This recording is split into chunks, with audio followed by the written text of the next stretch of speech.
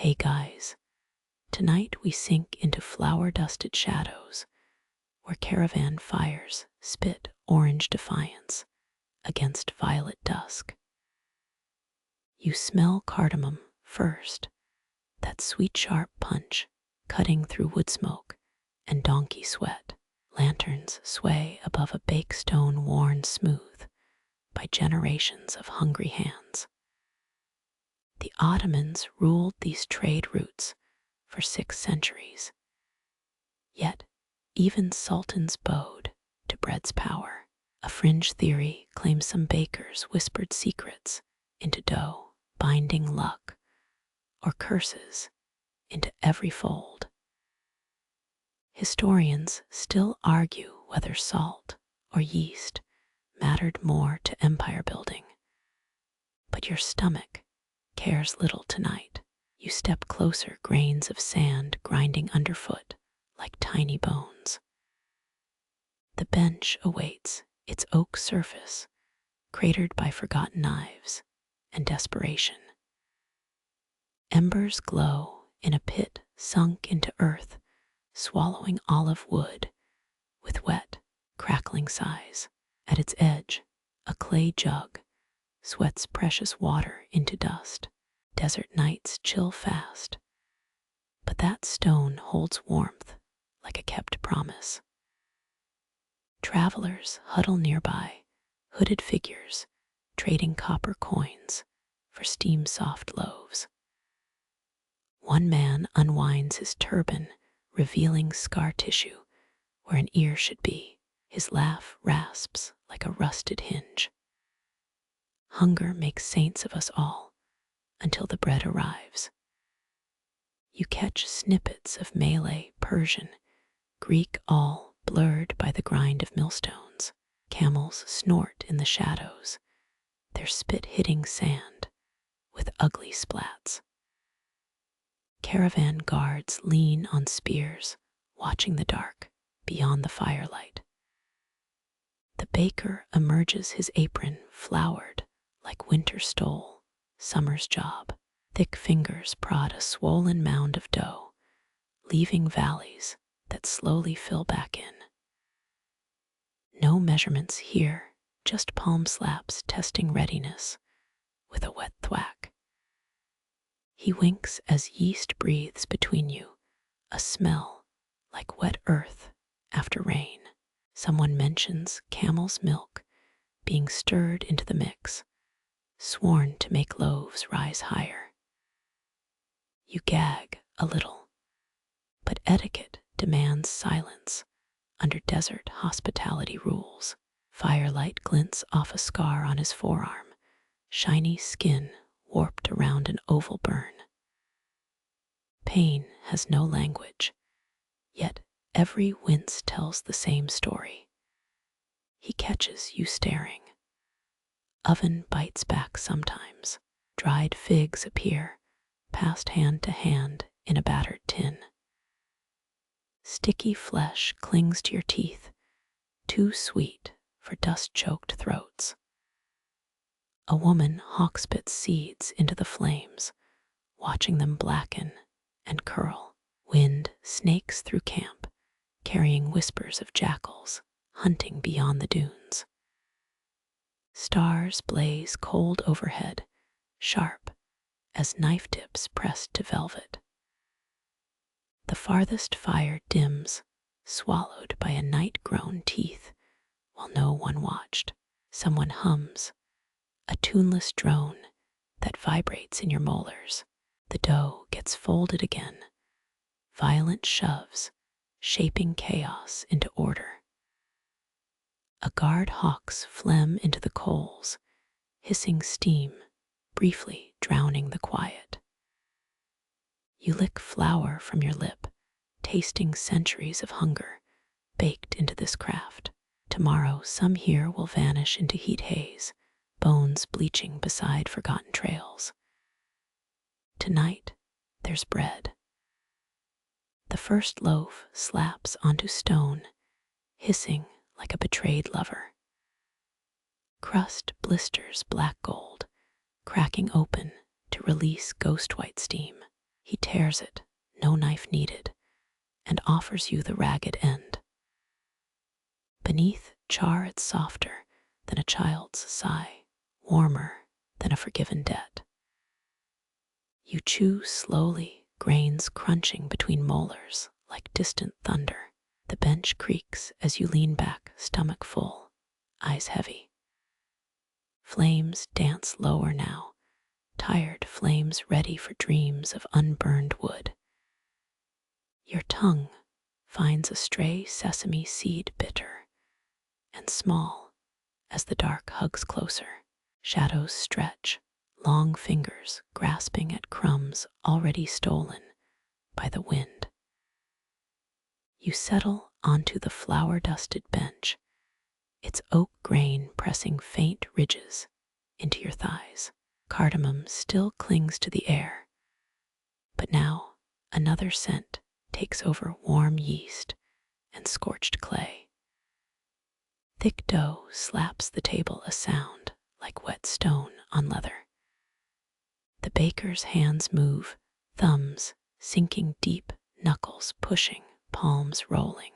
You notice the scars first, puckered tracks across his wrists. Then the calluses, patches pale and thick as dried riverbeds.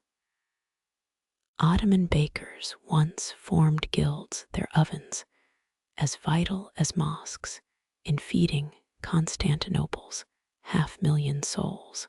He chuckles, a rasp that matches his kneading rhythm. This old starter. He nods toward a clay jar crusted dark at its rim. Captured it myself, outside Tbilisi, where the wind carries yeast from 1,000 vineyards.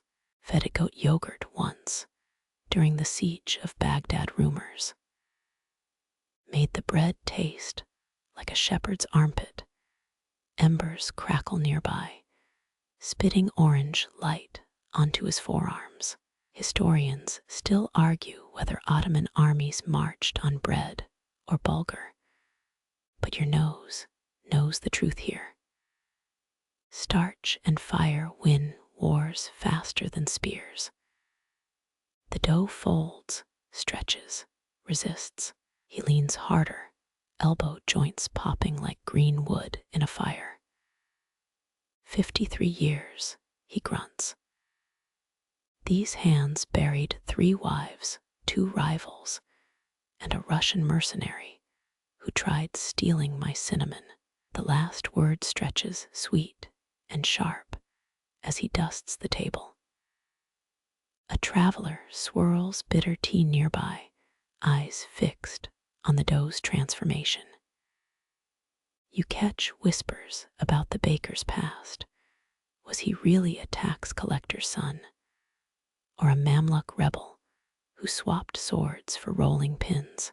Fringe texts mention Anatolian bakers doubling as poisoners, toppling emirs with tainted simmet rings.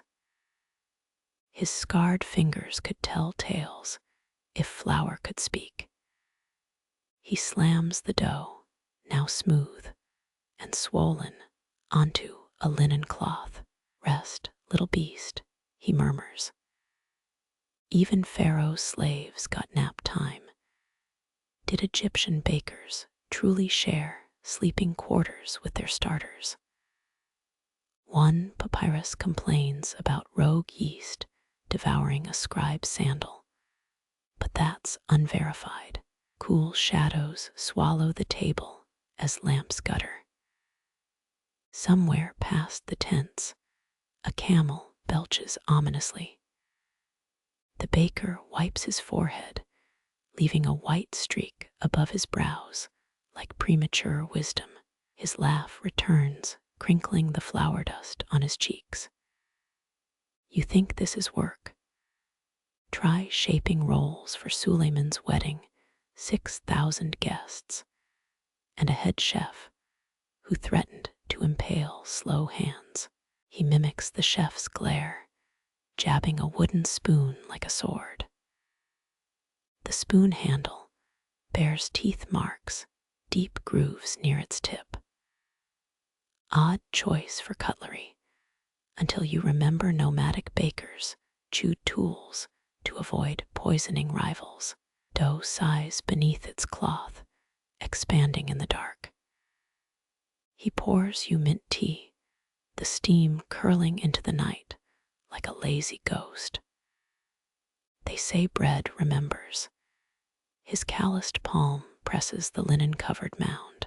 Every famine, every feast kneaded into the next rise. The oven's mouth glows, an orange grin against the indigo night. Moths dive toward it, singeing wings on its heat shimmer. You sip tea sweet and sharp as the baker hums a tune older than Caravans. His thumb traces a scar, thin and white, across his left knuckle. Serbian warlord's dagger, he shrugs, tried stealing my saffron buns during the great grain tax revolt, left him farting crimson for a week.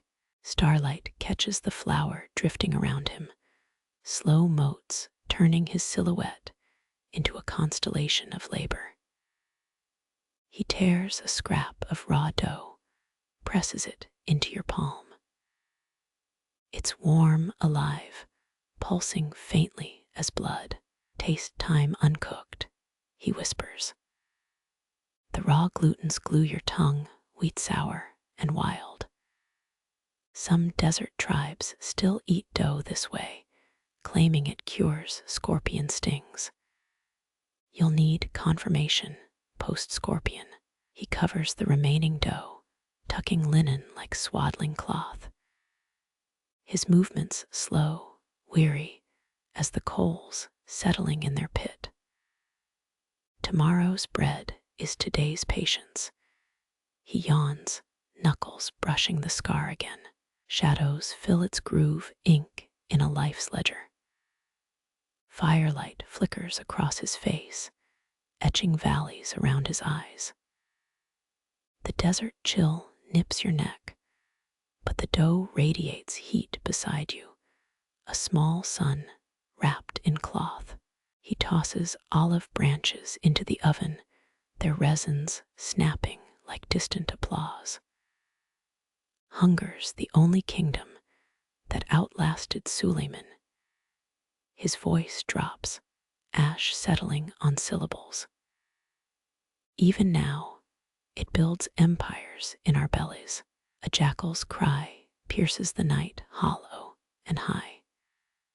The baker doesn't flinch, just pats his dough-swaddled charge. Sleep well, leavened rebel. You watch his silhouette blur against the flames, smoke weaving silver through his beard. Somewhere beyond the dunes, an invisible breeze stirs, carrying the ghosts of unburied starters and forgotten ovens. The linen cloth rises, inch by inch, as something breathes beneath it. The linen cloth swells, as if sheltering small living lungs beneath its weave. No scrawled measures grace this table, just a dented copper bowl of water, a fistful of salt in wooden scoop. He pours liquid slow, like threading a needle by moonlight.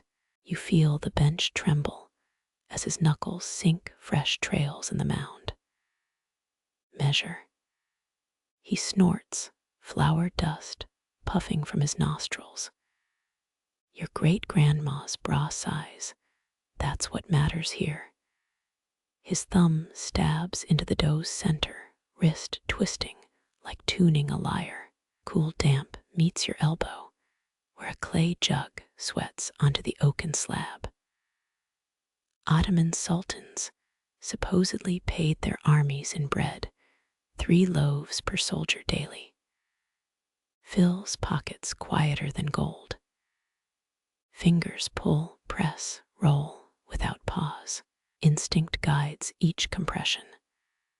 The heel of a palm planting memories deeper than recipe scrolls.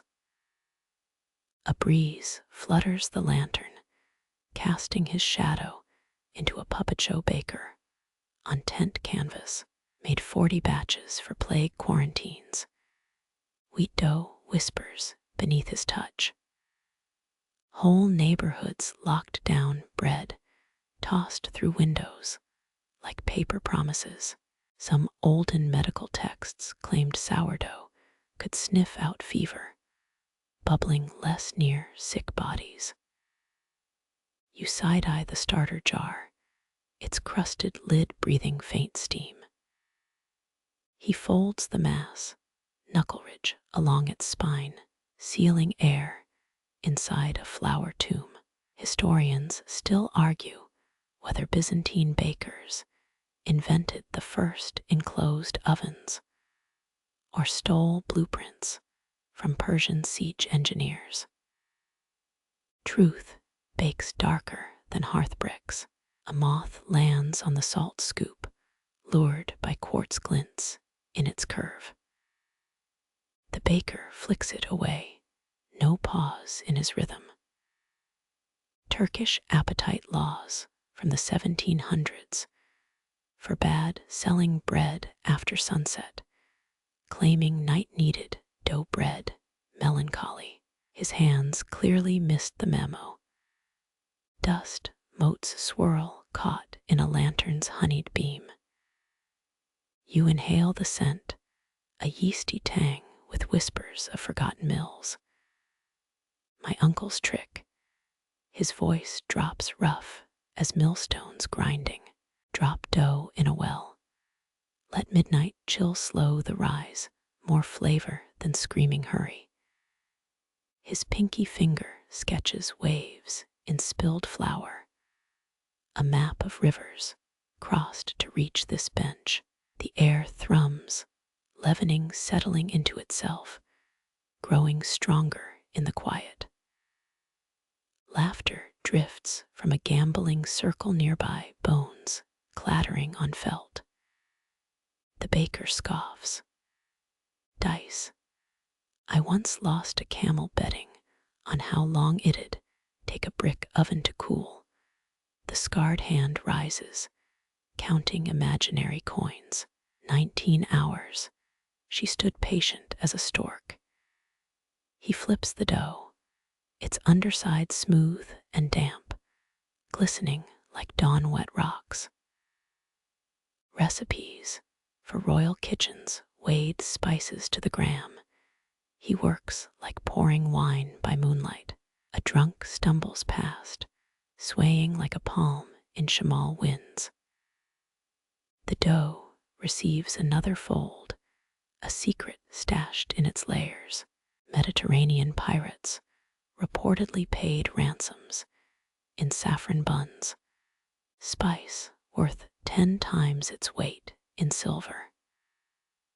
Wood creaks beneath you, dry fibers answering his rhythmic thumps. One crusty scroll claims desert bakers buried dough during sandstorms, letting the earth's hum finish the rise. He winks, kneading harder. Night deepens, stars sharpening above the caravan smoke. His palms grow slick, the dough stretching elastic and alive. This batch, he pats it, proprietary. Holds water from a Bethlehem spring. You raise doubtful brows.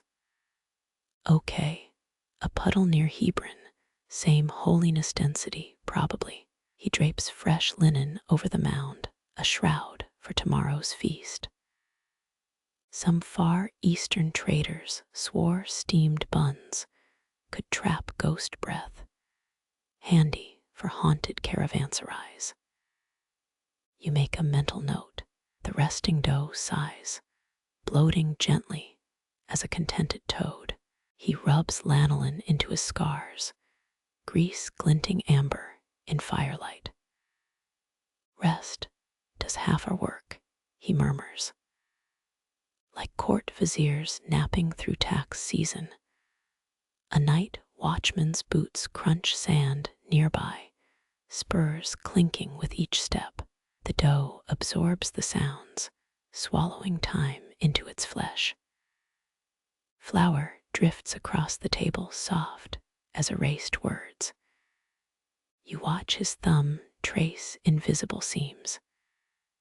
No ink records this ritual, only muscle, only touch, only the oven's waiting maw.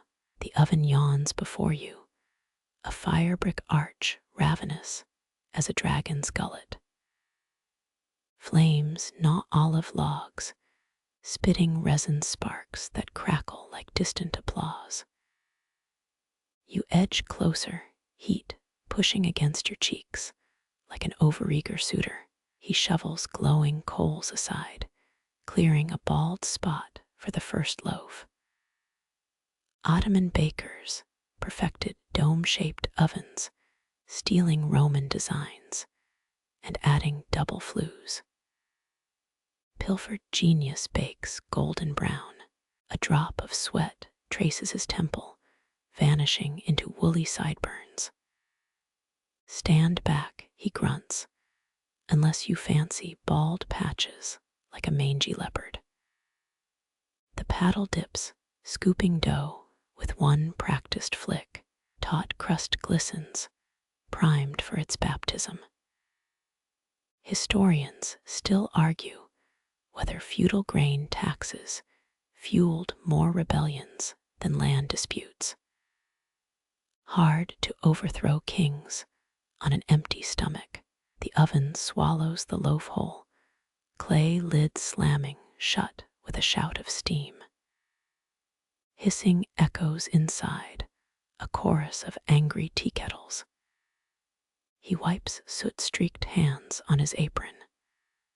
Planted 50 seeds today. He nods at the flames. Fireweed grows best in scorched earth. Someone once told you Persian warriors baked messages into bread, edible espionage.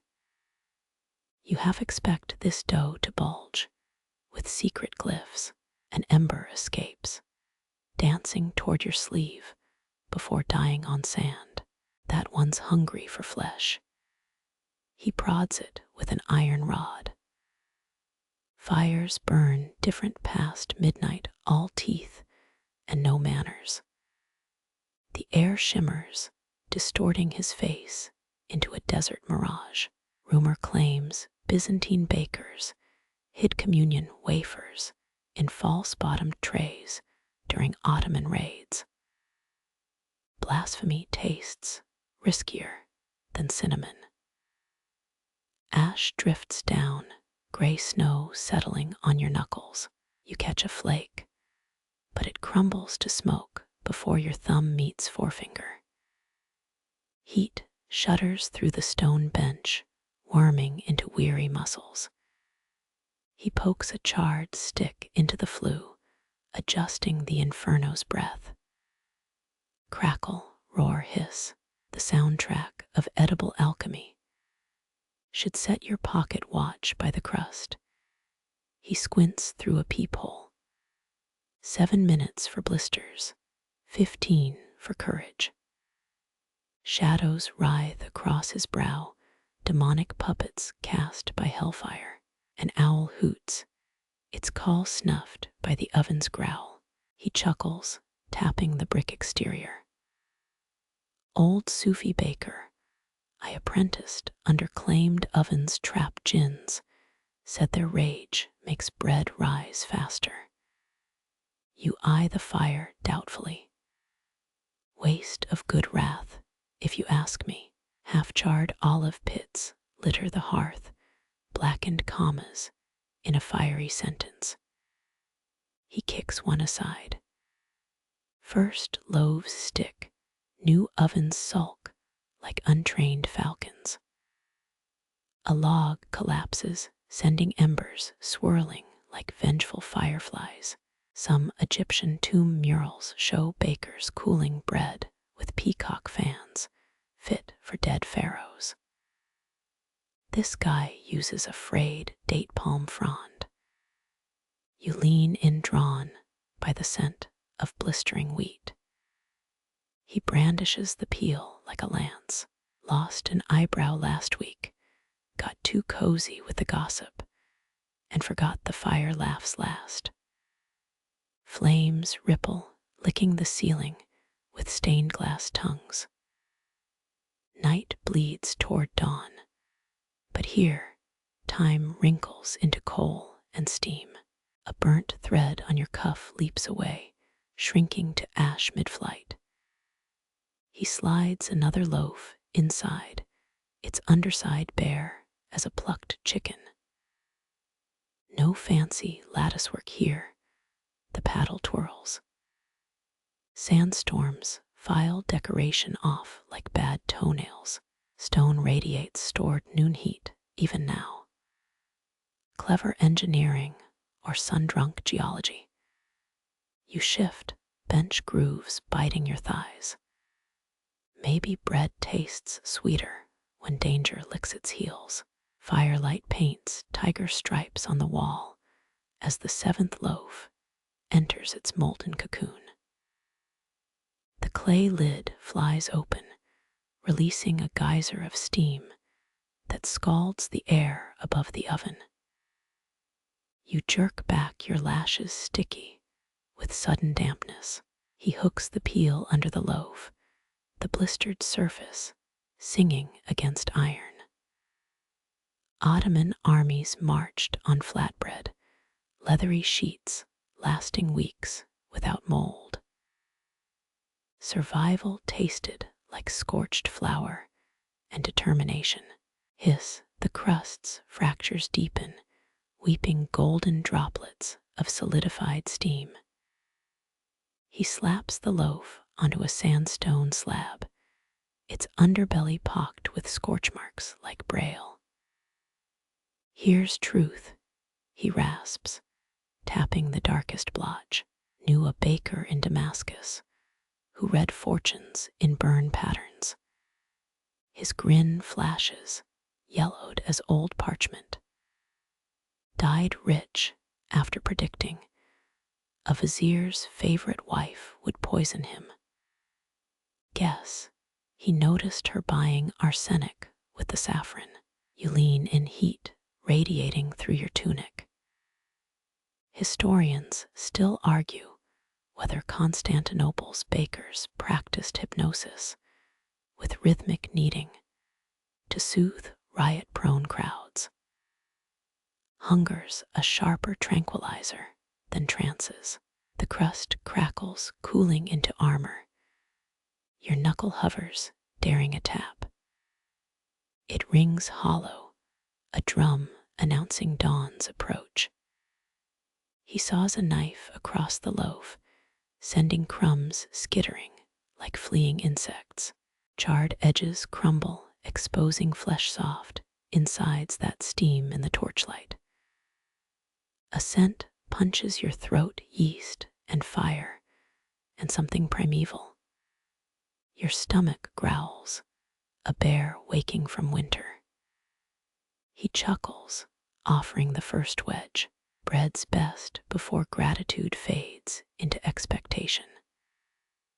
The crust shatters between your teeth, a smoky avalanche. The crumb melts, warm as a lover's palm against chilly skin. Salt and wheat swirl, twining with whispers of olive wood smoke. Some Alexandrian bakers swore sleepless nobles paid tenfold for bread baked at midnight, believing fire-leached dreams needed peace into dough. You chew slower, consciousness softening at the edges. Flakes cling to your lower lip, stolen by a breeze darting through the oven's mouth. He licks charcoal from his thumb, eyes slitted against the glare. Roman bakers added sawdust to flour during famines. He rips off another hunk, told customers it was nut chaff for texture. Clever swindlers get statues, poor ones get lynched with their own apron strings. Embers pop launching sparks that die inches from dusty boots. The loaf diminishes, its demise faster than kindling in a sandstorm. He wipes the knife on his thigh, sheathing it with a leathery sigh. Never name your loaves. They grow vain and refuse to rise properly. A joke, maybe, but his gaze strokes the remaining bread like a sculptor assessing marble. Cooling crust sings an orchestra of snaps and creaks as steam escapes its tomb. You lick molten butter from your wrist, caught off guard by its lavish tang. No one mentions how feasts hide in burnt corners, how ruin cradles revelation. Dawn pinks the horizon, herding night toward distant dunes. His calloused finger traces a crack in the sandstone slab. This split during my 9th winter, when ice gripped the oven stones. The memory etches lines beside his mouth. Bread froze before singing that year. Ate silence instead. Your fingers probe the crust's burnt spine, ridges sharp enough to draw blood. He nods approval, scattering crumbs for skittering beetles. First loaf teaches respect. His palm slaps the bench, startling a gecko. Last loaf teaches mercy. Firelight paints his profile, gilding woolly sideburns into a lion's mane. Heat still throbs from the oven floor, echoes of its fury banked, but breathing. You press your heel into the sand, drawing circles around scorched olive pits. The Roman poet Virgil wrote of baking as divine alchemy, flour becoming flesh through Vulcan's breath. This baker just spits into the flames, watching saliva boil into nothingness. Gods get indigestion, he mutters. Mortals handle burnt offerings better. A final crumb clings to the slab, a tiny amber island in a flour-dusted sea. He flicks it toward the coals, where it vanishes with a puff of smoke. Fasting before dawn was customary among desert monks, to feel God's hunger shaking their bones. Your tongue chases the last taste of wheat, sweet and stubborn as a regret. The empty slab stares up, innocent as an unmarked grave. Dawn stretches her fingers across the dunes, blunting the stars one by one. He rises, groaning like an unoiled hinge, and kicks a half-charred log. Hunger always returns, dust plumes around his boots. But patience, that's rarer than frankincense in a beggar's hut. His shadow stretches long, merging with the retreating dark, as the first real bird call pierces the sky. The eastern horizon bleeds peach, but night still grips the caravan yard. You watch him drape linen, ghost pale, against violet dark, over each sleeping mound. Risen dough swells beneath, shaping hills and valleys under starlight. The Silk Road carried starters in saddlebags. Sourdough cultures traded like silks between Zion and Antioch. These lumps hold road dust from journeys older than your grandfather's ghost. He tucks the cloth edges, fingers memorizing the dough's taut skin. They'll fart all night, he warns, patting one bulge like a pregnant belly. Yeast dreams are noisy neighbors. A snort escapes you, startling a desert hare frozen nearby. Its ears twitch, then it vanishes into shadow. Some Babylonian texts claim unbaked bread absorbs nightmares if left beneath a waning moon. Your host just mutters about beetles laying eggs in uncovered batches. The mounds breathe, expanding imperceptibly as the temperature drops. You press a palm against the bench, absorbing wood's chill creeping up through the grain. Camel milk often went into desert bread for nomads who carried no cows. Historians still argue whether Mongol riders fermented mare's milk into dough, or just drank it sour enough to burn throat hairs. Tonight, the scent is well water and wheat sharpening as dew settles. He unties a goatskin, sprinkling droplets over the shrouded loaves. Tricks them, he explains, wiping his damp brow. Think they're back in spring rain, growing fat on barley fields. Moonlight glints off teeth as he grins. Dough believes what it wants, like a merchant's third wife, eyeing the guard captain. You catch yourself mirroring his smile, muscles unused to this dark humor. A muffled pop comes from beneath the cloth, one loaf's blister bursting in protest. He clicks his tongue, adjusting the linen shroud with priestly care. Cursed a baker once for waking resting dough at moon high. Next dawn, his bread came out dense as a miser's heart. He spits into the dust, a dark asterisk punctuating the memory. You half expect desert scorpions to scurry over and dissect the meaning. The night air bites, now raising goose flesh along your forearms. Stars spin their cold fire, indifferent to rising bread. He points toward the brightest cluster, calloused fingers sketching shapes. My people call that the Kneading Hook, foretelling flour prices come autumn. His voice roughens, softened by an accent you can't place. Vellum scrolls from Samarkand detail bread baked with gold leaf during astral conjunctions. But this man's sky holds no such nonsense. You inhale deeply, air so crisp it stings your nostrils. Fermenting grain tang mixes with desert sage, sharpening your hunger again. An odd urge hits to peel back the linen and poke the dough's swollen belly. He senses it, eyeing you sideways. Touch them now, and they'll deflate like a vizier's ego at tax time. His chuckle rasps, smoke-scarred vocal cords weaving warnings into humor. Above the moon thins to a fingernail clipping, barely silvering the dunes. He rubs his biceps, hunched against the creeping chill.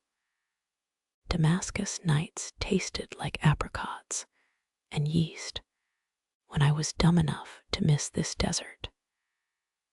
You imagine ovens glowing beneath lattice windows, rosewater scent clinging to steam. Reality smells of goat dung and cooling embers. Yet something kinder lingers too.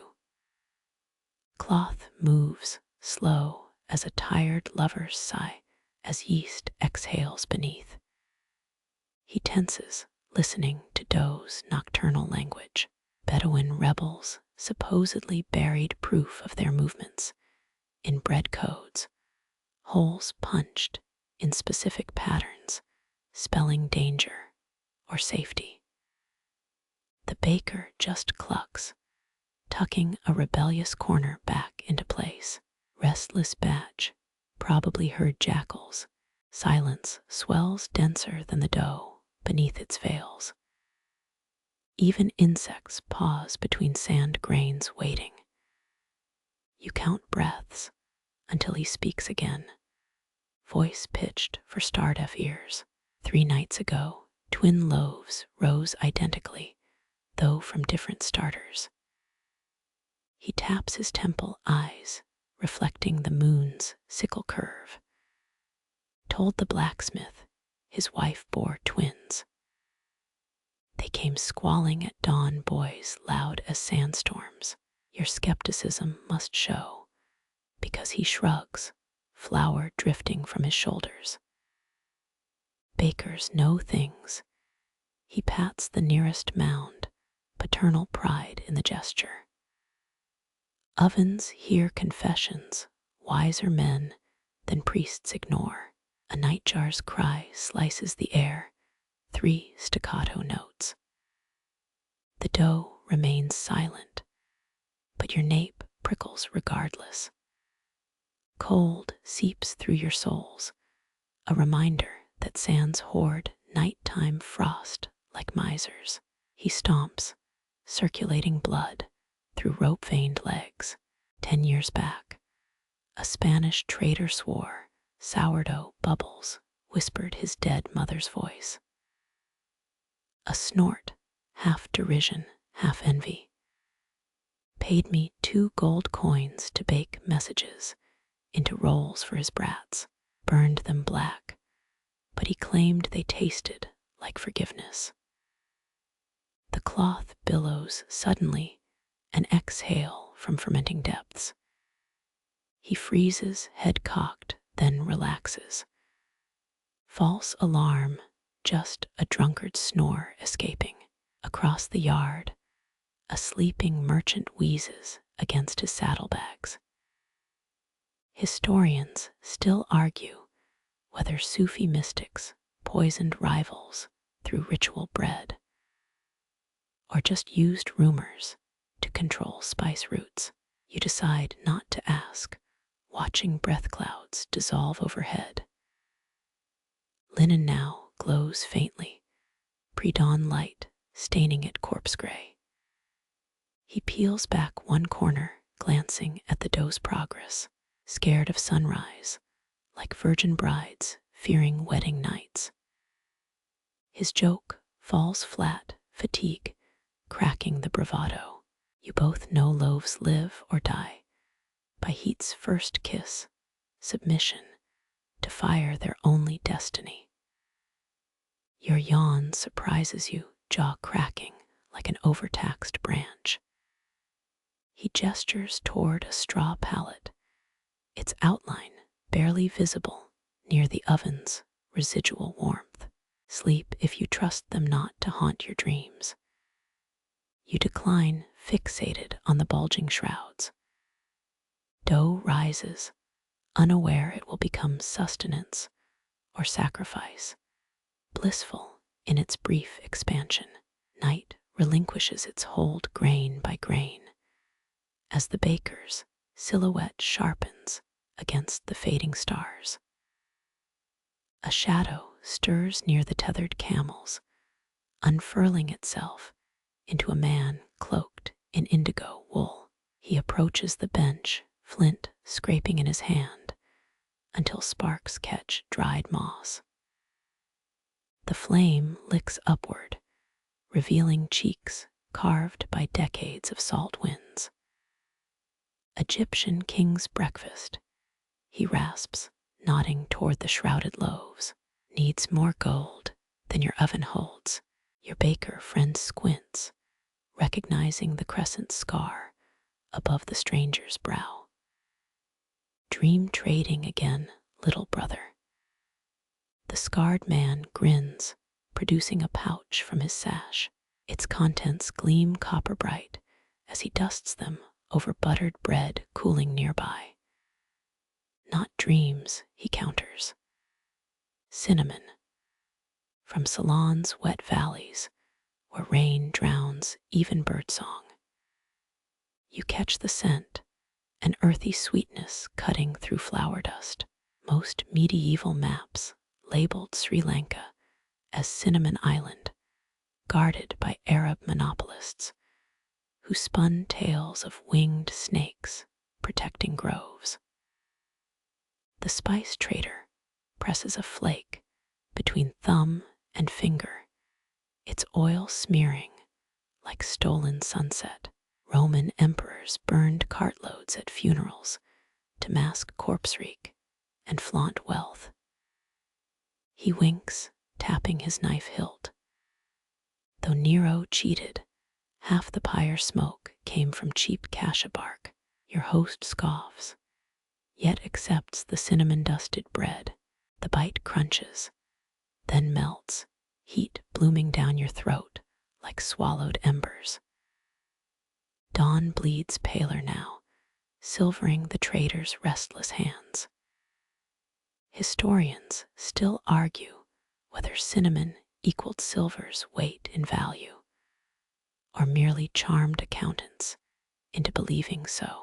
Between chews, the baker mutters about caravans that vanished carrying only 4 spice sacks. Their ghosts season sandstorms now, still sneezing cinnamon. It's almost funny until you notice the trader's gaze darken, his knuckles whiten around the pouch. The indigo cloak shifts, a flash of bandages wrapping his ribs. Road bandits prefer pepper, he admits. Less bulky than jewels, easier to swallow if caught. His laugh sounds like a flint blade dragged across stone. The baker frowns, pressing a fresh loaf into the trader's unscarred palm.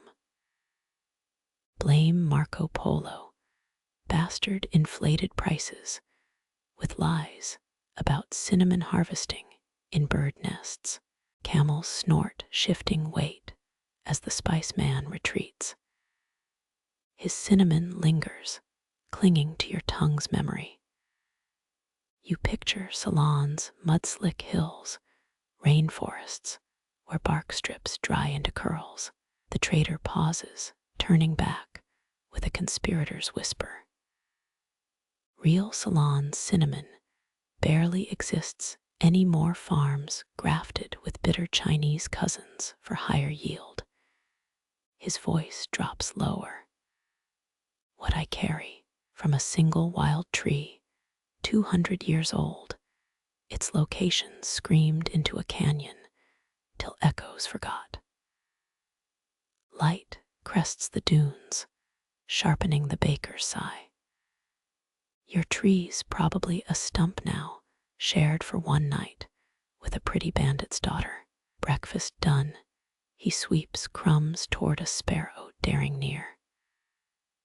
The cinnamon pouch vanishes into indigo, folds its keeper, melting into the waking caravan's bustle.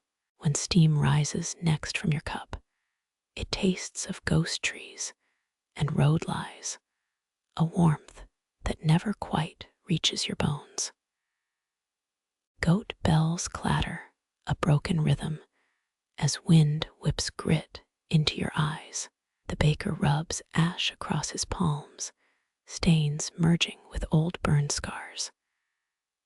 Mare's milk yeast, he murmurs, stolen from dead horde chieftains, makes bread rise faster.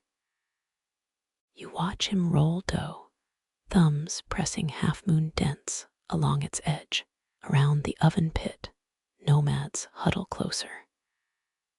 Their leader face, carved by sandstorms, taps a hooked knife against his boot. You think starter matters more than kneading. His voice rasps like rope fraying under strain. I buried a baker once, with arms wrapped around his clay jar, so desert ghouls wouldn't steal the bubbles. Embers spit, scattering sparks toward camels shifting in the dark. Ottoman law once required bakers to mark their loaves, to track poisoning during rebellions. The leader spits onto hot stones, saliva sizzling into vapor. Not law that saves you, he growls. Tradition. My grandfather swore every sourdough jar carries its maker's ghost. Your baker friend chuckles, shaping dough into a coiled serpent. Your desert ghouls if real must feast on idiot bakers. He winks as nomads bristle. One fingers his dagger, then relaxes at the leader's raised hand. Flames lick shadows into jagged shapes on the baker's tent wall. Historians still argue whether Ottoman guilds truly entombed masters with their starters, or just burned a pinch at gravesides. The nomad leader leans closer, his breath sour with fermented camel milk. Real ghosts linger near bread ovens, where heat burns away their tether to earth. A goat herd's child, listening from behind wool sacks, gasps when the wind howls. 5 winters back, the leader continues, we found a mud oven intact in Caravan ruins. Scorched bricks sealed shut. Inside, he pauses, letting firewood crackle fill the silence. Skeletal hands clutching a jar dough, petrified black as obsidian. Dust swirls beneath the bench, coating your sandals. Your baker shakes his head, mocking grin softening. He blots sweat with dough-speckled linen. Bones mean nothing. Every baker worth his salt has flour under fingernails when buried. Maybe, concedes the leader, until you taste that dead man's starter. Nomads mutter, fingers flicking warding signs toward the flames. Revived it with mare's milk and honey loaves, rose taller than my youngest son. His knife scrapes mud from his boot sole. Tasted like almonds and regret, we vomited for 3 days. Goats bleat unsettled by the story. The child scoots nearer, wide eyes reflecting firelight.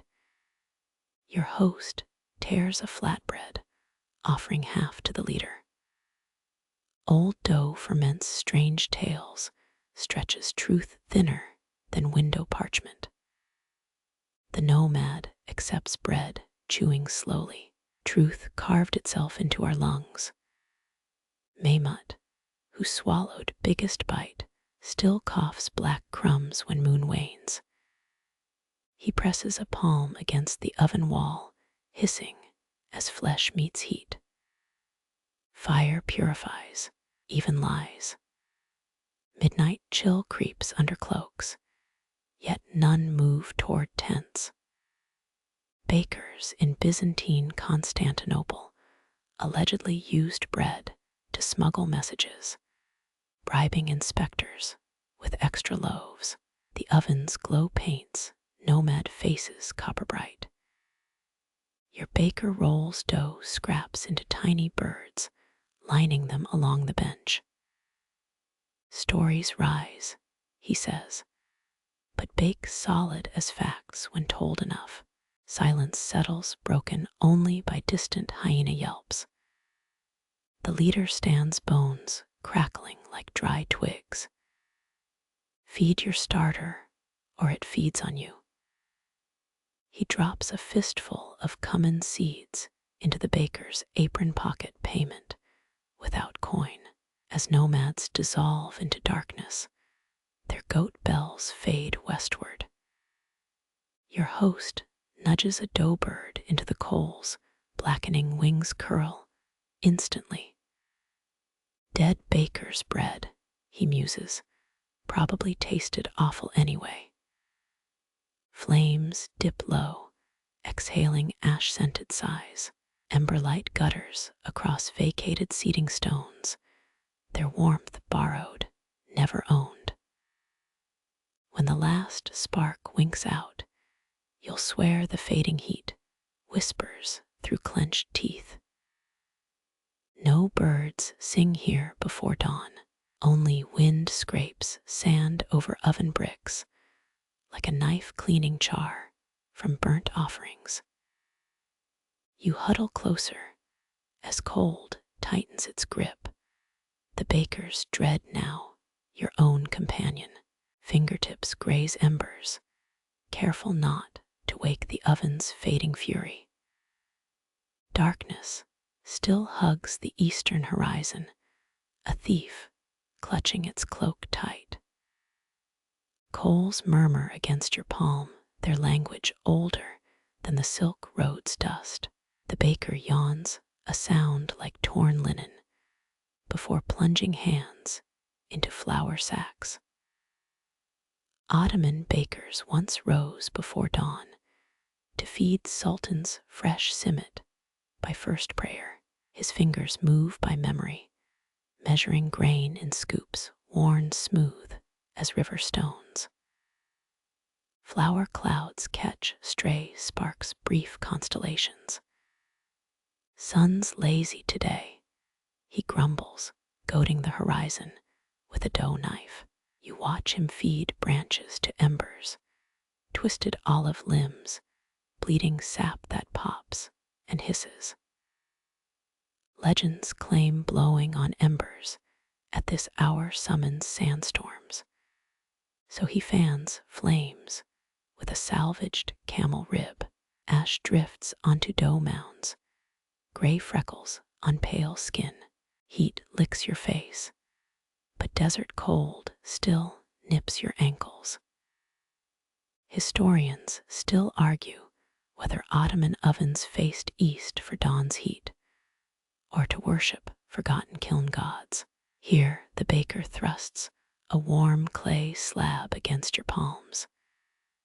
Cup it, don't cradle, like holding a scorpion you don't want to sting.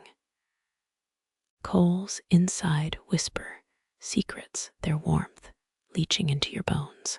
Nomads called these dawn stones, stolen heat for freezing hands. He scrapes last night's ashes, saving a handful in a copper vial.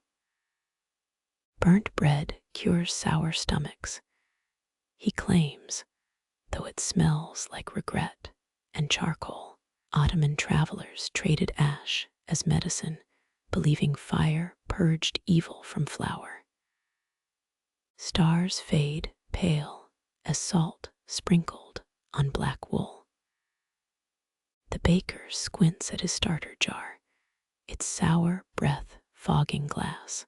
Wild yeast wakes slow as a stabbed man, he mutters. A bubble rises, then bursts, a tiny surrender. Wind shifts, carrying distant camel bell clangs.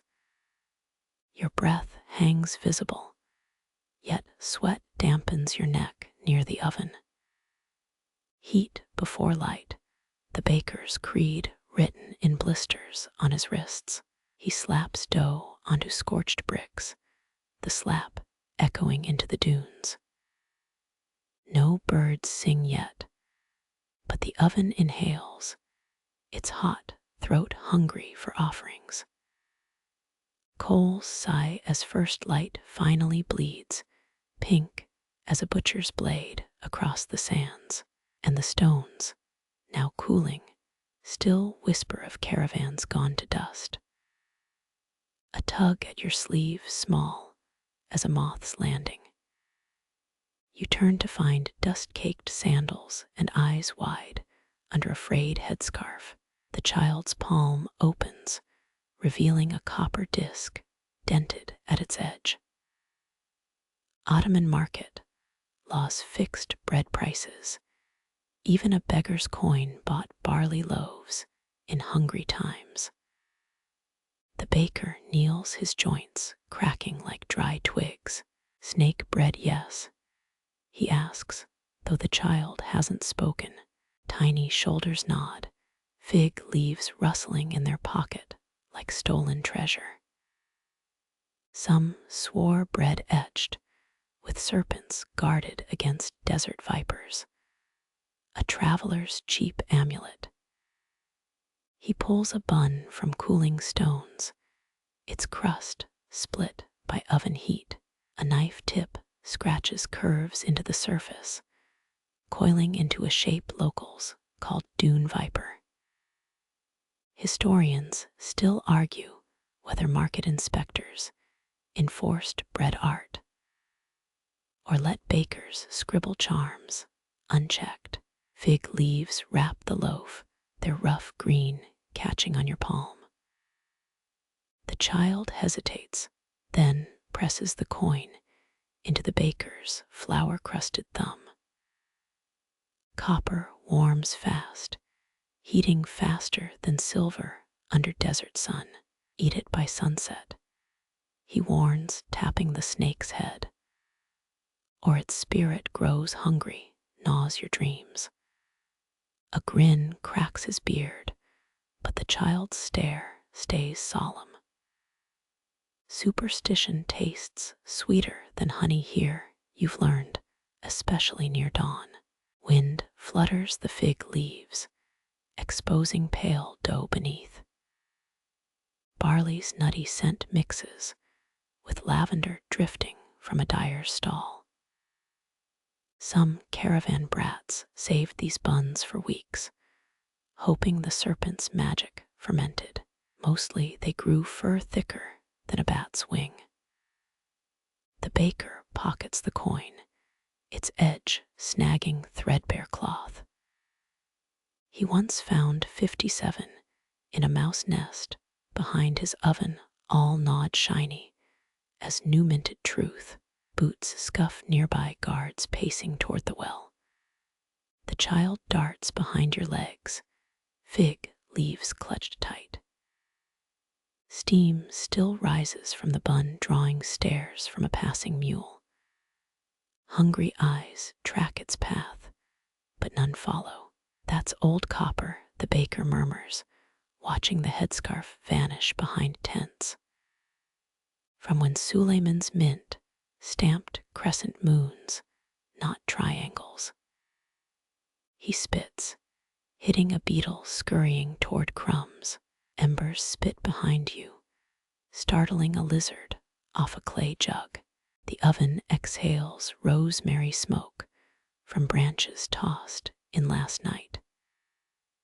That loaf cost the baker 4 fistfuls of barley and half an hour's heat. Profit wasn't in the bread here, but in the vanishing of grateful smiles. He wipes his knife on a thigh, leaving flour streaks like ill-fated constellations. You notice a scar beneath, pale as milk against sun-blackened skin. Old burn or old bite. His secrets rise slower than yeast. Sunlight finally strikes the oven stones, glowing gold as a tax collector's ring. The baker shades his eyes, counting shadows shrinking against the dunes. The day's heat arrives, but his fingers stay cool from that child's coin. Warmth crawls up your arm from leaning too close to the clay crock. The baker scrapes its rim, exposing froth the color of dirty river foam. Babylonian brewers knew, he grunts, stirring with a scarred stick. Even drunkards' beards held yeast for lifting bread. Smell hits you sour as a fermented promise, with a sweet gasp underneath. Starter breathes here, capturing invisible wildness from desert nights and orchard rains. He feeds it dates, not flour, when caravans bring overripe bundles cheap.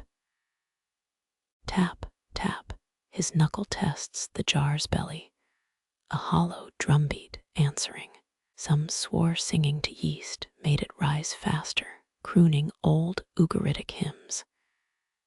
You half expect a bubble's hum, but get only silence and a smirk. Starters died with kings. He nods toward the jar, many buried with jars like this, to bake forever beyond the dunes. One vessel in Crete, he heard, held dough older than Rome, still bubbling when found. Historians still argue whether pharaohs' ovens took weeks to bake, or just days. He lays wool over the clay, tucking it tight against cooling air. Starter hates night as much as scorpions hate boots, he claims.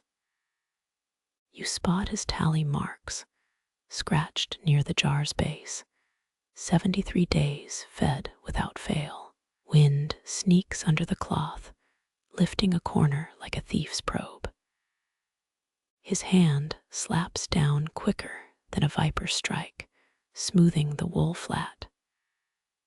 Neglect it, he warns, and your bread tastes bitter, like betrayal smells. Moonlight leaks onto the workbench, silvering spilled rye beside the crock. He scrapes it up, tossing grains toward watchful sparrows perched on tent ropes. Even birds, he laughs, know better than to steal from his starter's ration. You peer closer, web-thin bubbles clinging to the jar's inner curve. Legends claim a half-mad baker near once drank his own starter to absorb its strength. His gut swelled, bursting 3 dawns later, with his last cough smelling of beer. Rosewater splashes nearby, a merchant washing his face after night prayers. The baker's hand snakes out, blocking those fragrant drops from his yeast. Wildness drowns easy in perfume or promises, he mutters. Starter thickens by the hour, a greedy monster gnawing date pulp quietly. He feeds it flax flour now, reserved for stubborn cultures needing taming. 2 desert mice skitter past, noses twitching toward the sour scent. Their beady eyes gleam, too tempted, until his boot sole slams down. Dust bloom, tiny hearts pounding, as they flee toward a date seller's tent. See their greed, he chuckles, wiping grit onto his robe's hem. Same as the yeast shows when hungry. Wild things, he insists, all bargain before obeying even invisible spores. Crickets saw their legs into darkness, a song for slow-rising sponges. You notice his pinky, crooked from some old dough rebellion maybe, or a camel bite. Dawn will bring flatbreads, folded thin as a vizier's lies, fed by tonight's careful nurture. Your own stomach growls, a beast far tamer, but no less eager. He dips a clay spoon, scooping a dollop for tomorrow's seed. Starter clings, stretching like amber glue, before snapping back into the jar. Captivity suits some wildness, the baker hums, and you almost believe him. Stars pulse overhead, cold witnesses to his crouched vigil. He once traded a gold earring for starter scraped from an Egyptian king's tomb jar. Silence stretches then, a wet plop from the crock's depths. Life wins again, fed and watched in this desert-bleached hour. Your fingers itch to touch that living foam, but his glare stops them. Firelight dances in the froth, tiny galaxies swirling, swallowing, spitting back air. A nightjar calls its cry, slicing the dark like his knife through dough. The baker yawns, joints popping, as he stands to bank the oven. Always, he leaves 1 spoonful behind seed for tomorrow's patience. Yeast never sleeps, just rests, like bandits between raids on your grain stores. You catch the scent again, older than this road's dust, wilder than jackal song. His fingers brush the jar, almost tender, before shrouding it against the coming sun. The creak of wheels stops, as if the desert itself held its breath. Cummin's sharp perfume cuts through sweat-soaked wool, signaling bread nearing readiness. Drivers slump from their saddles, knees bent like rusted hinges toward the oven's glow. You hear it first, dough meeting wood, a deep thump beneath their footsteps. Thump, thump, thump, steady as a drowsy heartbeat against the sand stillness. Camel ankles crack audible pops as the beasts fold legs into resting knots. A driver pinches his nose, bleeding from sun-baked leather straps, and spits red onto stones. The baker never pauses, wrists rolling and pressing his rhythm, unbroken by chaos. Ottoman roads saw centuries of such pauses, caravans stopping at oases as old as Suleiman's seal. Someone tosses a copper coin. It clatters, missing the bench by a hand's width. The baker's foot nudges it aside without lifting his palms from the mound. Payment after proof. He grunts, kneading harder. Egyptian kings learned that when hired bakers burned royal bread, a truth every merchant here knows, opulent feasts meant cheap flour and executions. Steam ribbons rise, though the loaves still need another bell's bake. Drivers sniff like hounds, their bellies growling louder than hungry camels. One man swears he tastes saffron, though none graces today's dough. Yeast weaves strange tricks on minds denied proper meals for days. Thick fingers knead faster, shaping around, not flat, curious floppiness gone. Wheat's sweet earthiness merges with cummin's punch, a scent bridge linking hunger to hope. Historians still argue whether land routes outpaced ships for spice journeys east. Neither mode brought comfort, just stale bread and occasional piracy. A driver coughs, showing a date pit plucked from his own beard fuzz. The baker tosses him a warm scrap, saved for dawn's first batch. Chew slow, he warns, stomachs shrivel, faster than grapes in Dead Sea salt. A hush spreads as dough thumps resume, now the desert's only drum. Camel bells stay silent, their clappers stuffed with rags against night winds. Some drivers whisper of bakers who kneaded poison into loaves during Mamluk coups. Quirky footnote: a dead sultan's baker fled to Medina selling sweetened revenge rolls. Your own jaws clench, mimicking the dough's push, fold, and relentless press. Heat licks your neck, though the oven's mouth stays sealed tight. The baker smirks, noticing his hands never blister no matter how near the coals. A nomad leans on the bench, palming rye dust, unbidden and bold. The baker's elbow shifts just enough to spill water over the nomad's sleeve. No sharing sweat with the bread, he hisses, unless you fed the flour yourself. Thump, thump, now slower, the dough rising inside its own taut skin. Men count their coins, faces lit amber by the dwindling oven glow.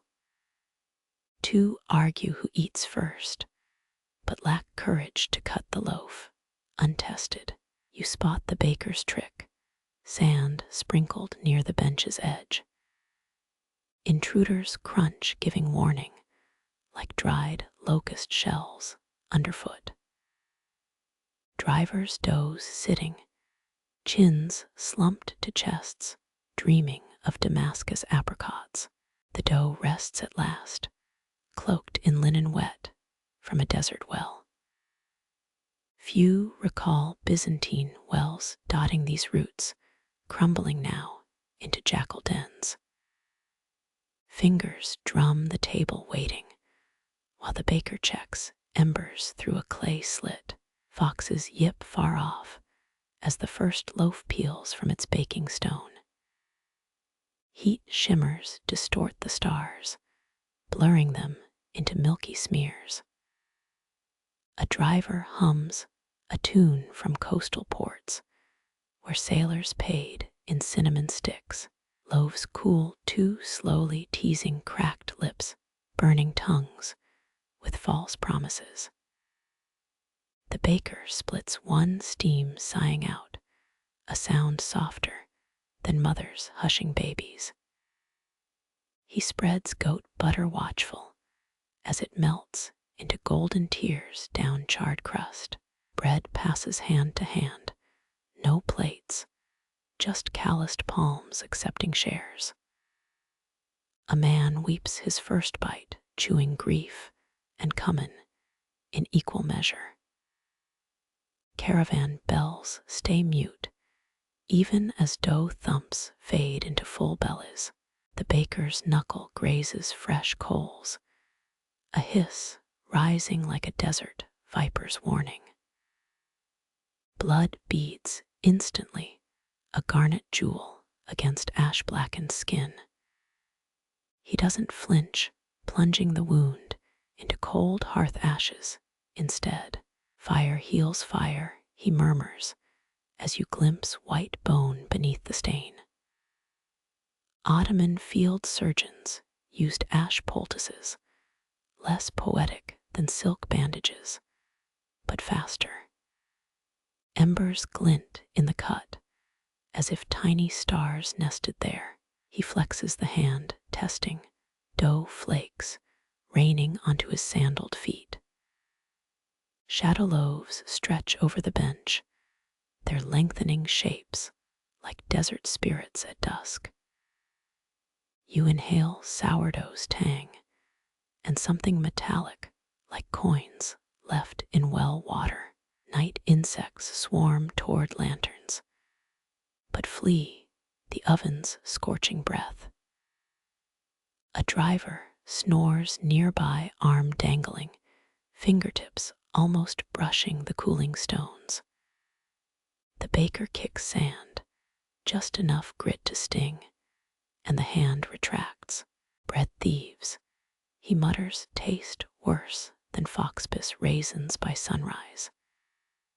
His palm reopens, crimson threading through gray powder as he seals it again. Ash turns gluey, nature's own bandage, clinging tight as a jealous lover. You recall Levantan kitchen ledgers, detailing burns treated with milk-soaked linen.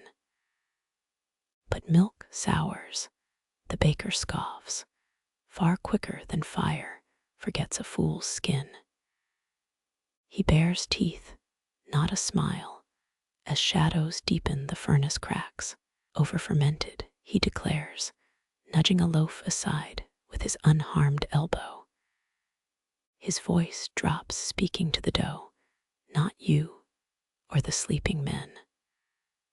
One batch always sulks, like camels denied first water at dusk.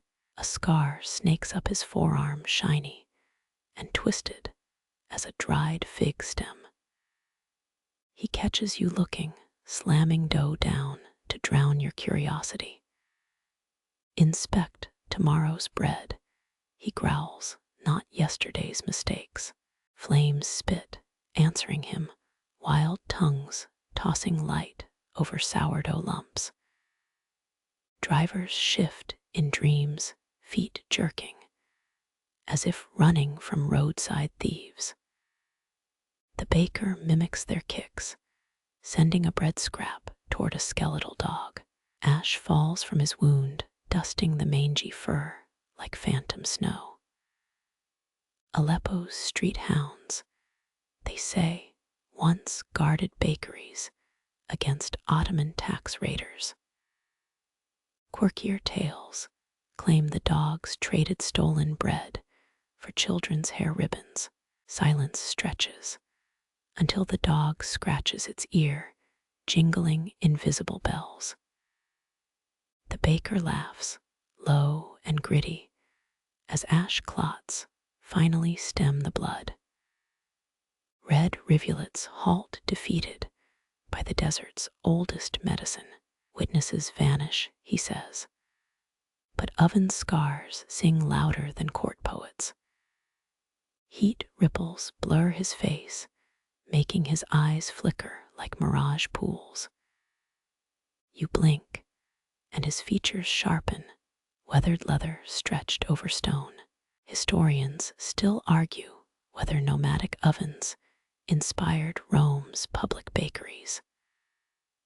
Both required trusting strangers' hands near your bread and your throat.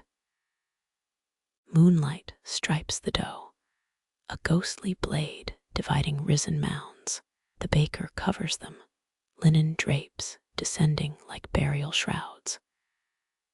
Steam escapes through threads, scenting the air with promises of sunrise.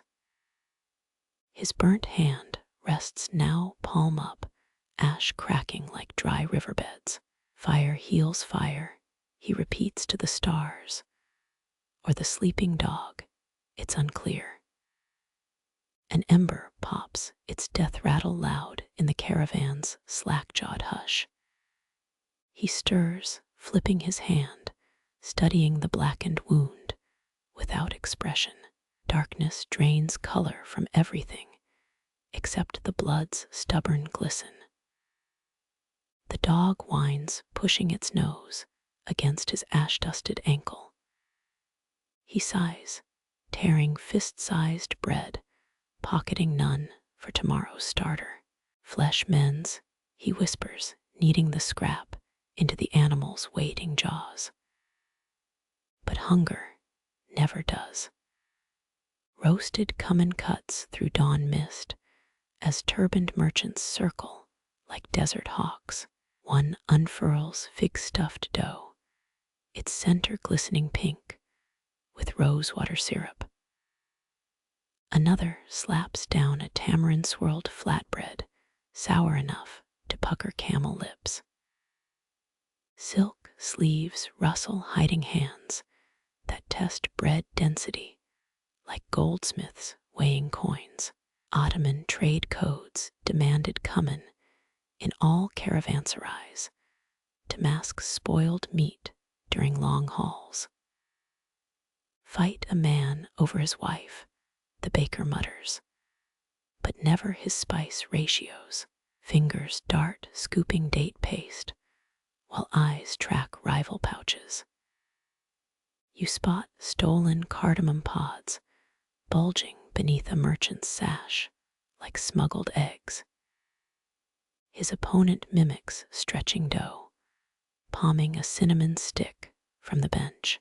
Flatbreads become battlements, swallowing pistachios in folded corners. Byzantine merchants, they say, baked maps into layered bread for spice route spies.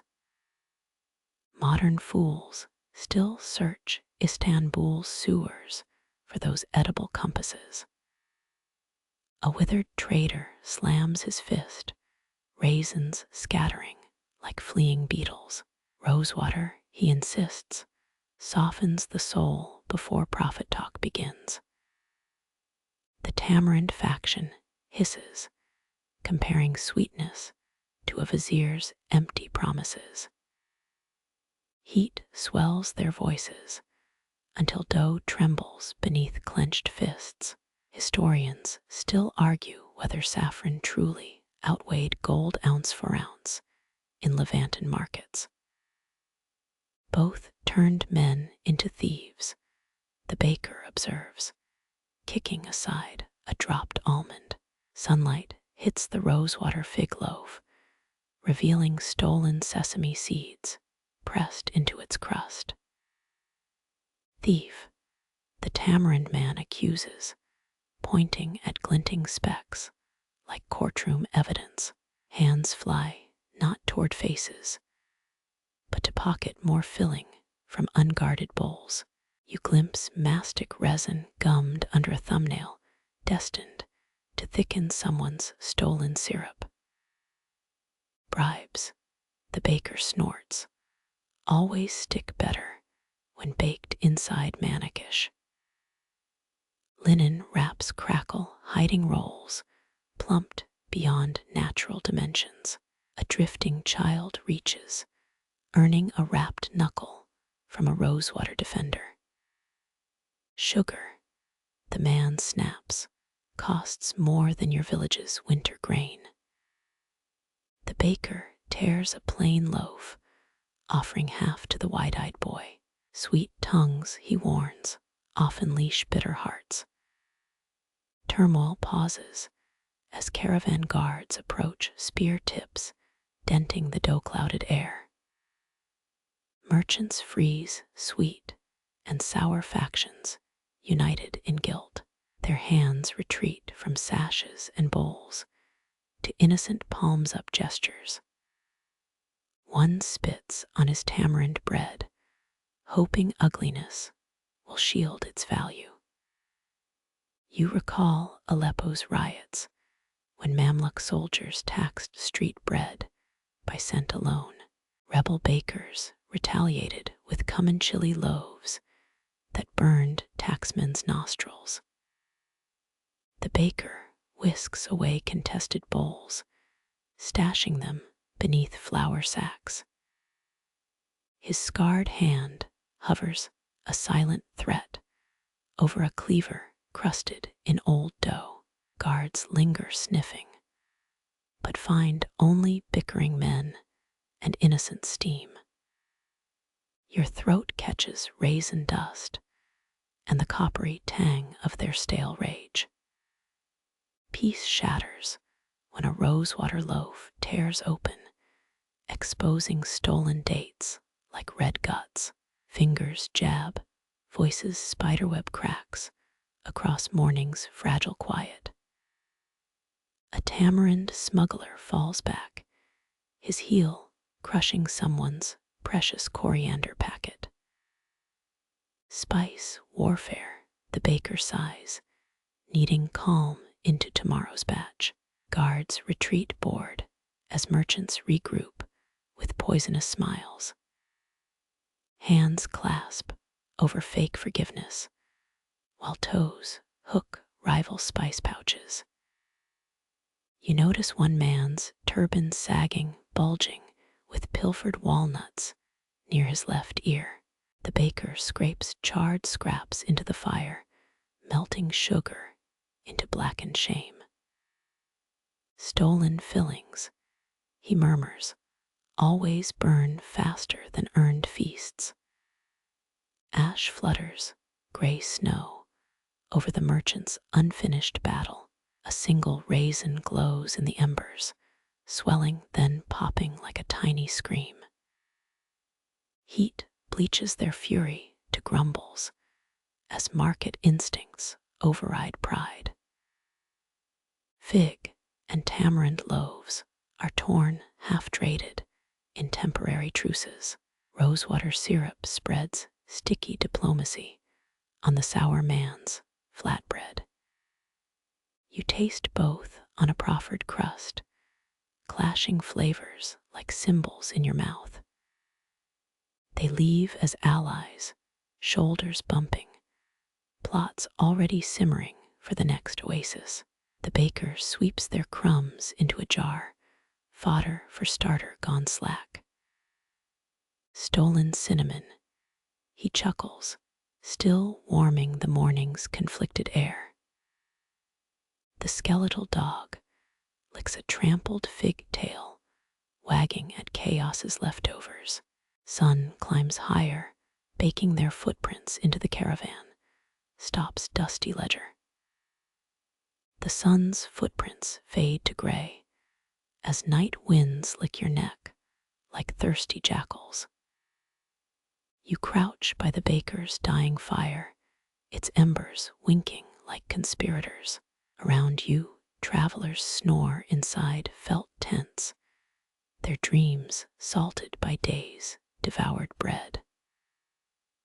Only the baker stays upright, a shadow cut from the flickering dark. His knuckles whiten around a wooden paddle as dough sighs in its clay pot over fermented sourdough. He mutters gross teeth when guards sleep. A desert chill gnaws your bones despite the oven's lingering heat. The baker lifts the cloth, sniffing his starter like a hound on a scent trail. It bubbles soft and regular, a sleeping child's breath. But watch, he rasps, if the rhythm quickens. Ottoman night watches divided darkness into 5 uneven shifts, yet bakers knew this hour best. Wolf time when yeast seethes and bread turns savage. A hiss escapes the jar, sharp as a razor on leather. The baker jerks back, slamming the lid down with practiced speed. Wild air, he curses, infects meek dough with rebellion. Some claim desert wolves taught ancient bakers to trap yeast, gifting starter cultures from their muddy paw prints.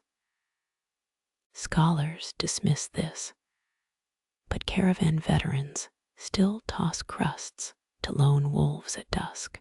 Respect your elders, even the furry ones. He scrapes the jar's edge, removing gray hooch like a surgeon bleeding bad humors. The smell punches your nose, vinegar, and something feral. Historians still argue whether Levantan bakers used native wild yeast or imported Egyptian strains as tribute. Truth kneels somewhere in between. The baker shrugs. Like most stolen secrets, the dough bulges, straining linen like a swollen belly. Sergeant of the sleeping oven, he salutes the jar, guarding his sourdough army. His blade scrapes ash from the cooling hearth, ritual as a priest sweeping temple steps. A poet once said dough reflects its baker's soul. The baker scoffs. Then most souls need more salt. Wolves howl beyond the dunes, their voices tearing night's silk veil. The dogs tense, but the baker clicks his tongue. Still, yeast hears wildness, he warns, and hungers for kinship. 3 years back, a baker's laziness let dough burst its jar, streaming across the dunes like a drunken serpent. Traders swore it ate 2 hens and a luckless dog. Regular feedings prevent mutiny. The baker pats his jar, remembering. Your eyelids sag, but his elbow jabs your ribs. Stay sharp, he growls. Fermentation never naps. He pours flour into the jar, hand circling counterclockwise to confuse the yeast's ambition. Treat it like an enemy turned ally. Too much trust invites betrayal. Rebellious dough once sunk an entire Anatolian trade summit when bakers argued politics instead of punch-down times. Fat viziers puking sour foam. The baker smirks. No tragedy there. Embers sigh, coating his face in shifting scarlet masks. You yawn, counting cracks in the oven bricks, the seconds between wolf cries. Abruptly, the baker stands, ears tilted toward his jar. A faint gurgle rises like water choking in a narrow pipe. He seizes a stick, plunging it deep into the dough, testing its resistance. Dough should fight the spear.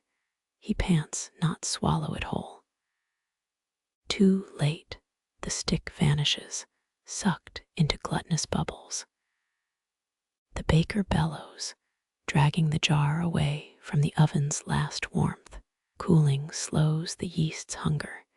He pants, same as starving men lie still to cheat death. He sprinkles water brine thick across the surface. A moon-pale crust forms, sealing the chaos below. Discipline, he snarls, is kindness, wearing steel gloves. His scarred hand hovers over the jar, a general surveying surrendered troops. Yeast submits for now, but he watches till your vision swims with exhaustion. False truces, he chuckles, are a baker's oldest lesson. The horizon pales, a slow leak of light under night's door. His spine uncurls inch by stiff inch as the wolves retreat with spoiled prey. He murmurs a lullaby, voice rough as millstones, to the quiescent dough. Sleep, he coaxes, dream of gentle ovens. His finger traces a spiral on the jar lid, symbol of patience, or a noose for ambition. Fingers of dawn comb through camp, finding him still upright, a sentry against yeast's whispered betrayal. Dawn's blush dies in minutes, swallowed by a rushing wall of dust. The sky becomes flour, shaken hard inside a copper bowl, blinding and suffocating. You press your sleeve to watering eyes, but grit still creeps into every seam and pore.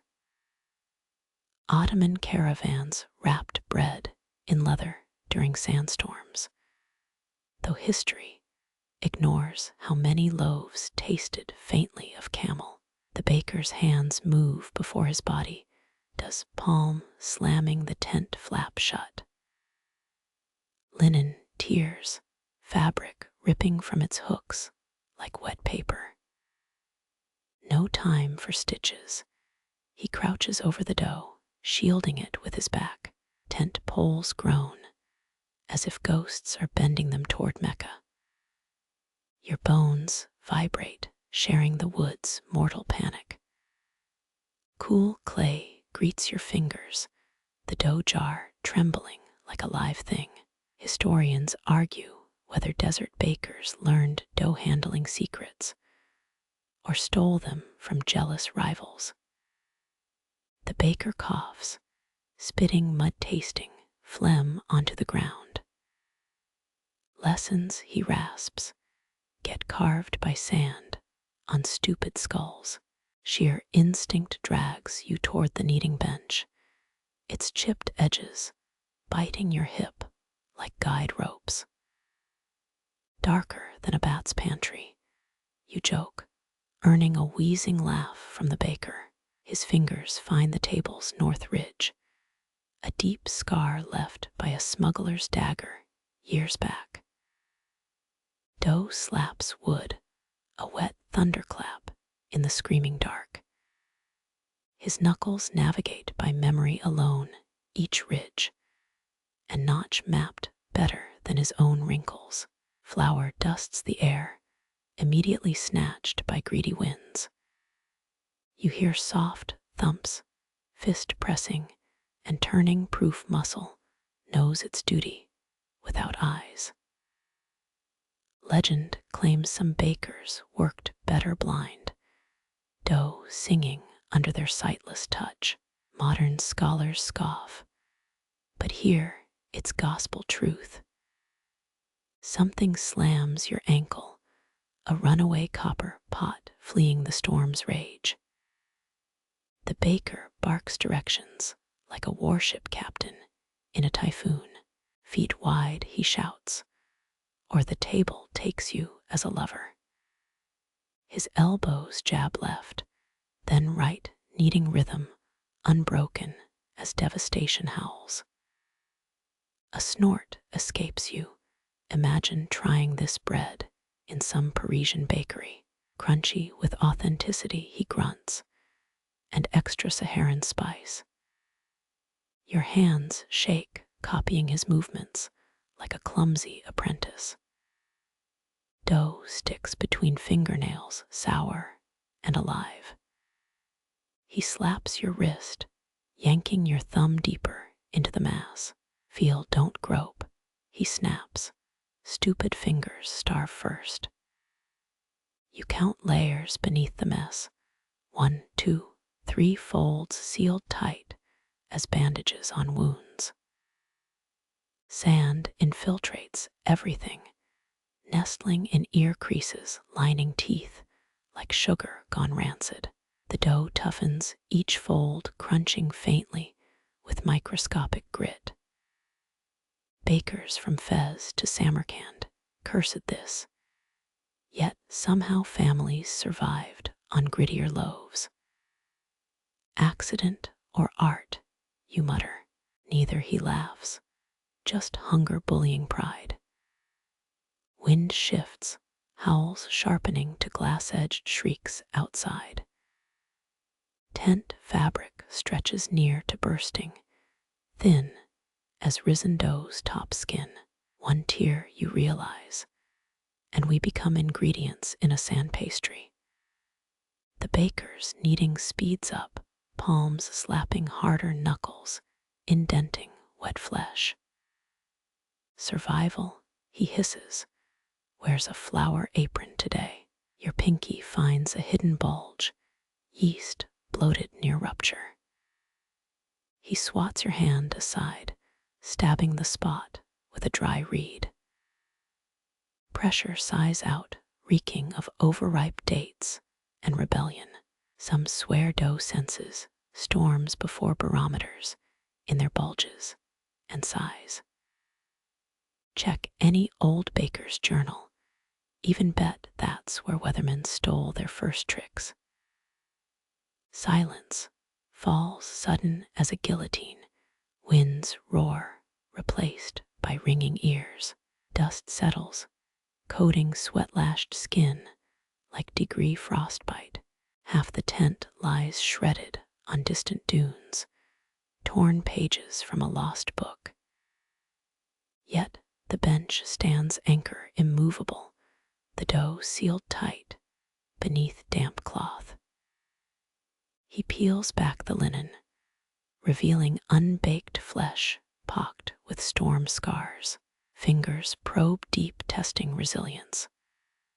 Storm-fed dough lies, he warns like a repentant drunk. Tonight we bake it beaten, but breathing. You nod, tongue scraping sand, eyes stinging with the lesson. His calloused thumb wipes grit from your cheek, rough as any emery cloth. Emerging sunlight stripes the ruined camp, gold on wreckage. No explosion, he observes, just wind doing wind's holy work. You smile, your first unstiff movement since the sky choked brown. Need blind, he nods, or kneel to starve. Around you, bakers in other tents rise too, salvaging dough from their own battles. Honey glistens, thick as stolen amber, on a just cooled loaf. Your stomach growls, betraying you like a rusty hinge. But duty glues you to the cooling rack. Ottoman bakers often brushed bread with honey, not just for taste, but because sticky fingers got caught more than clean ones. A fact tested now, as thin fingers dart from shadow to crust, vanishing with a muffled tear. You spin too slow, catching only a blur of patched linen and knobby knees. Wind carries the scent, figs stewed in rosewater from some merchant's long-gone breakfast. A trail of crumbs dots the sand, leading toward stacked oil jars. Experts think street urchins trained pigeons to snatch crumbs as diversionary tactics. Here, it's simpler, hunger versus a baker's reflexes, dulled by storm fatigue. The thief presses flat behind a wobbling tower of clay pots, their bellies still warm from the kiln. You hear it, the wet smack of lips, sealing around stolen warmth. Honey glues crust to cheek, a temporary amber mustache. Historians still argue whether honey's stickiness was punishment or extra flavor for boldness. Sand grinds under your sandal, giving chase. He bolts a jackrabbit with bread clutched to ribs. Linen shreds snag on a tent peg, leaving a flutter of protest behind. Your laugh comes out rough, startling a near-sleeping camel. Poor planning, kid, now your shirt's as betrayed as my bread. Palm fronds whip faces, both pursuer and pursued, as you weave past snoring mule drivers. Dawn paints stripes on the dunes, pink and gold, like undercooked merguez sausage. His footprints veer toward the well, a bad choice, quartz-studded mud waiting there. You round the stones, half expecting a bread-wrapped apology. Find only an abandoned well bucket dripping and a single honeyed heel. Silent feast, you mutter, eaten too fast for chewing. The path resumes further off, crushed wormhood, stems releasing bitter perfume under hurried feet. An overturned crate, splintered, betrays a knee's desperate slide. One honey drop winks on its edge round as a tear. Nomads whisper thieves in Arabia licked their fingers mid-theft to erase stickiness. Never works. The baker always told you honey clings like a jealous lover.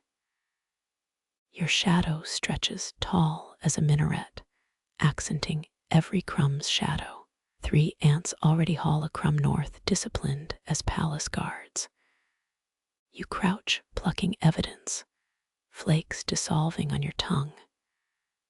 Guilt, it turns out, tastes sweeter when stolen.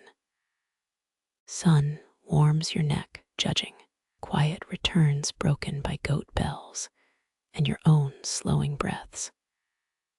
Behind the dye merchant's tent, a muffled giggle escapes. You freeze, ears sharper now. Fabric rustles, a half-stifled cough. One flap hangs loose, inviting. Inside, 6 children huddle, eyes wide as unbaked rolls.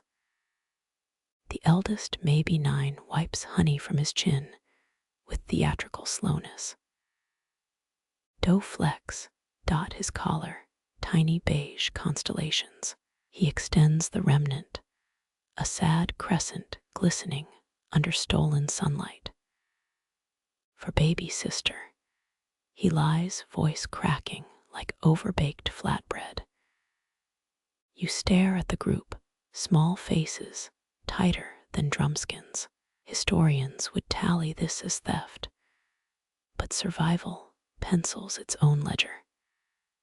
Turn your back, pretending fascination with a wandering scarab beetle. Listen to bare feet scramble, 6 mice fleeing a granary cat. Grinning costs nothing, yet feels heavier than flour sacks today. Guilt curls soft in your gut, not for chasing, but for worlds where honey requires theft. Sun climbs, turning stolen whispers into heat shimmers above the sand. Back at the bench, the baker scowls at the gnawed loaf. Thief took the heel, you shrug, a tribute to your skills. His snort flips a nearby date pit, scent spinning into dust. Let ants eat the evidence, he grumbles, better than courts wasting our day. You sweep crumbs, a golden trail already fading under fresh sand. Ants march, faithful workers, bearing specks toward some tiny kingdom. Their line bends exactly where small knees once pressed into earth. Some steal bread, you murmur, others steal time. The baker pauses, shovel hovering over oven ashes. He barks a laugh, sharp as a flint strike. Sounds like poetry before coffee. Coals hiss their final breath beneath the oven's arched brow. A procession of camels sways close, dust rising like phantom flour from their hollowed ribs. Ottoman caravans, often stretched longer than royal wedding processions, the empire's lifeblood pumping through these bristled throats. One beast dips its leathery muzzle, snuffling toward a discarded loaf, blackened beyond salvage. You watch its tongue, blue-black as a dried fig, rasp across carbon-crusted crust. Guilt pricks sharper than oven sparks, should have scraped it cleaner before dumping. Now this pathetic feast. Surviving manifests differently here, some by honey, some by charcoal. A fringe theory claims burned bread, preserved camel teeth, no evidence beyond drovers' tales. The baker leans on his peel, observing. Two more lumber-forward knees, cracking like green wood in flame. Their nostrils flare, rejecting, then accepting the offering. One sneezes, spewing crumbs across another's eyelashes. You stifle a laugh, but the baker's chuckle rumbles deep. Watch close, he murmurs, see how the eldest cow nudges her yearling toward the scraps. Lesson hides there, when to claim ash, when to let kin eat first. Historians still argue whether surplus or burnt failures built domestication's bones. A younger male lunges, snapping greedily at the singed heel. His teeth clank, clumsy as a drunkard's cup against stone oven bricks. The loaf crumbles, half swallowed, half trampled into dirt. Fossil breadcrumbs, you think. Future diggers might call this a temple floor. Silence spreads, save for grinding jaws and embers cooling. Air thickens with the scent of charred grain and sour camel breath, and incense worse than any temples. Bedouin guides insisted their camels preferred bread dark as their humor eased night herding's sting. They claimed, though you've met camels sweet as date syrup. The baker gestures toward the ruins of your bake, swollen bubbles charred bitter along the crust. Toss it proper, next time he grunts, or they'll bite the iron door off next. His knuckles flex, remembering some long ago incident grooves deeper, where a hinge might have caught skin. 3 damp noses press against the table's edge, snuffling for strays. Their eyelashes lower, begging, with a patience social media influencers never mastered. You flick a burnt fragment wide, sparking a slow-motion race. Lumbering strides, necks stretching like overproofed dough. Then soft grunts of victory. The lead camel gazes back, jelly roll lips working around crust. Its stare holds millennia of desert crossings, pupils blacker than a sealed oven's mouth. A tendril of drool swings, caught on a thorn, then snaps. Gold coins couldn't buy tolerance from this creature, yet it tolerates you. Dusk winds whisper through their fur, lifting dust veils to cloak the scene. Baker's fingers curl, itching against empty kneading boards. Hunger, he says, tastes simpler from 4 stomachs than 1. Kings eat silver-leaf marzipan, camels lick scorched dough. Same emptiness beneath ribs, same ache come dawn.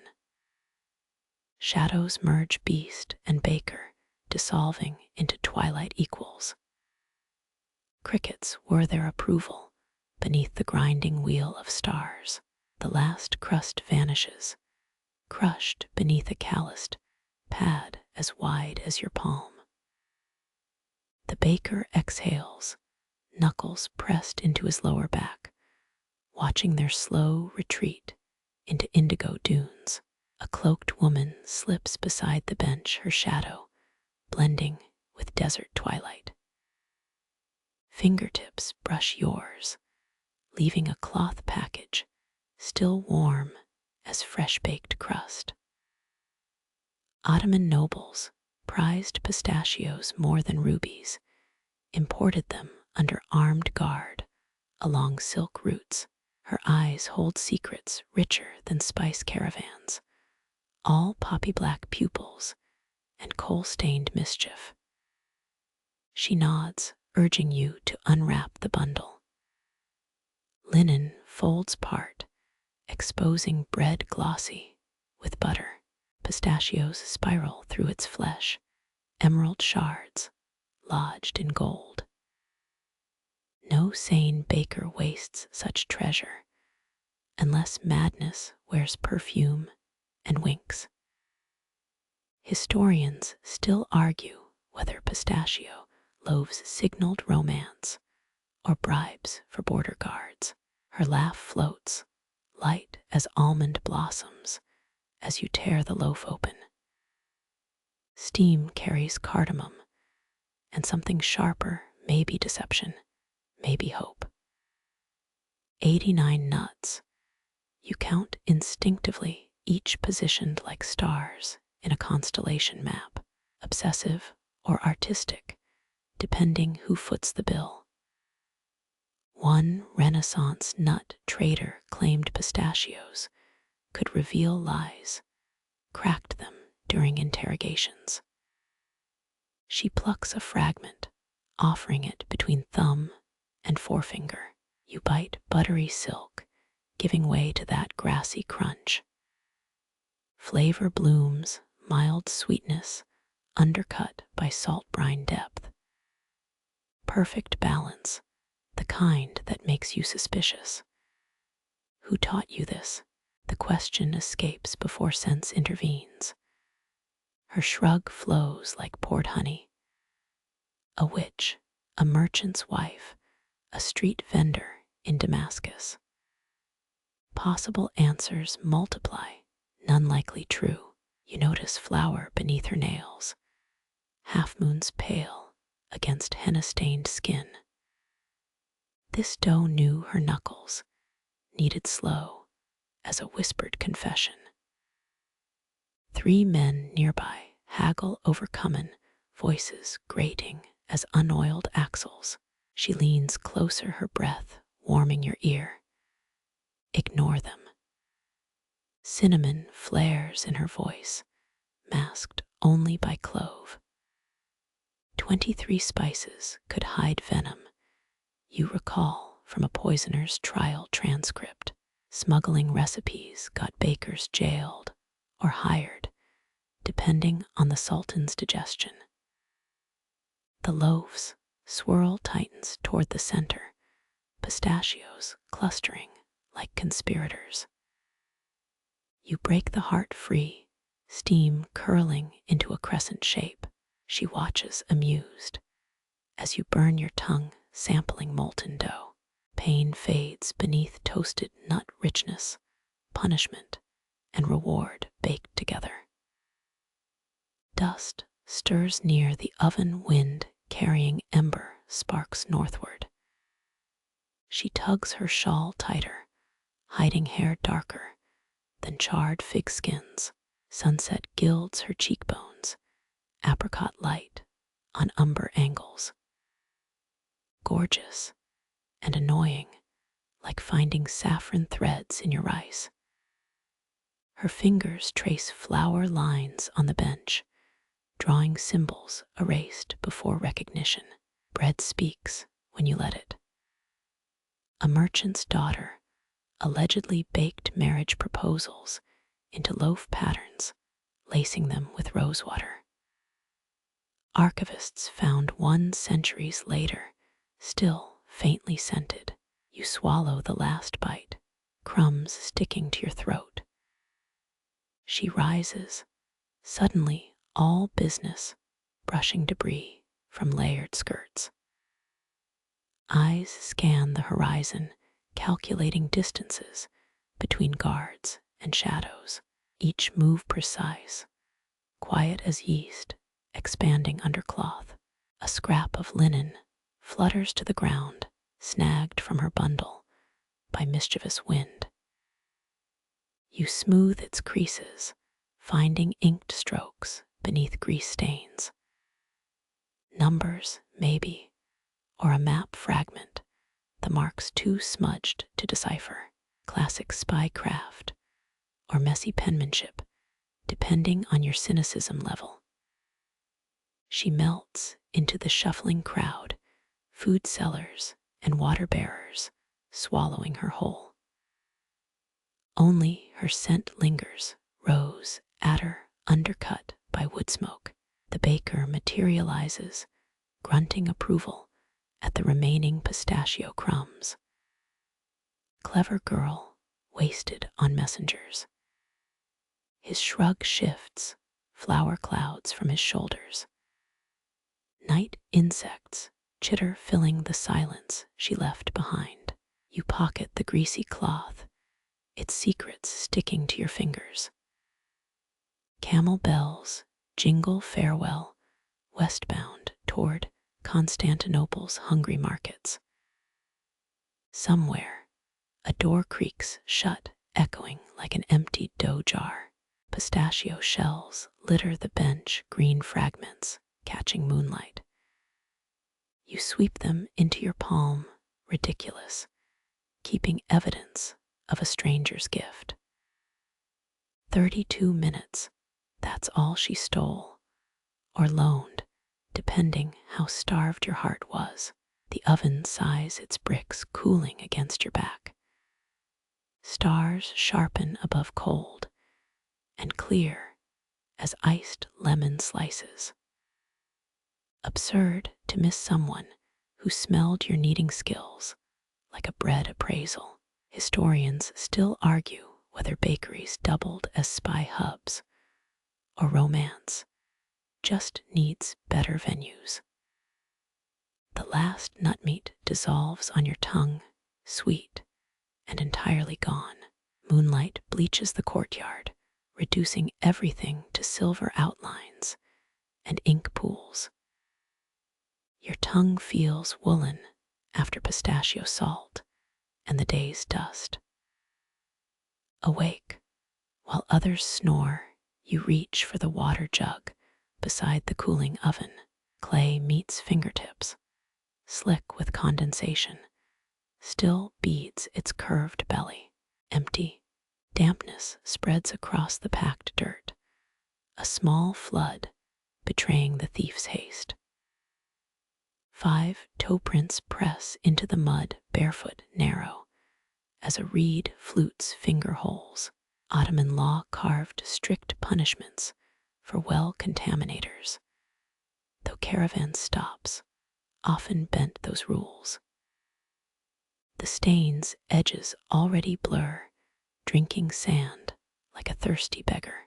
Something rustles behind stacked firewood, a rustle too rhythmic for wind or vermin. No footsteps, just the wet rasp of swallowing. You freeze, a baking peel half lifted like a warrior's shield. Bramble thorns glitter, hung with torn cloth scraps, warning of the oasis thorn fence. Incongruous detail, the intruder left no blood smears piercing that barrier. The baker's voice rasps from his sleeping mat, startlingly alert. Leave them. Shadows swallow his features, all but one calloused hand raised in weary permission. Check the northern cistern. Camel hair blankets rustle as he turns over. His trust in unseen infrastructure optimistic, given the state of his yeast cultures. You tread toward the communal water reservoir, ears tuned for slurps or splashes. Caravanserais kept three-tiered clay filters to purify desert water, labor exchanged for its use.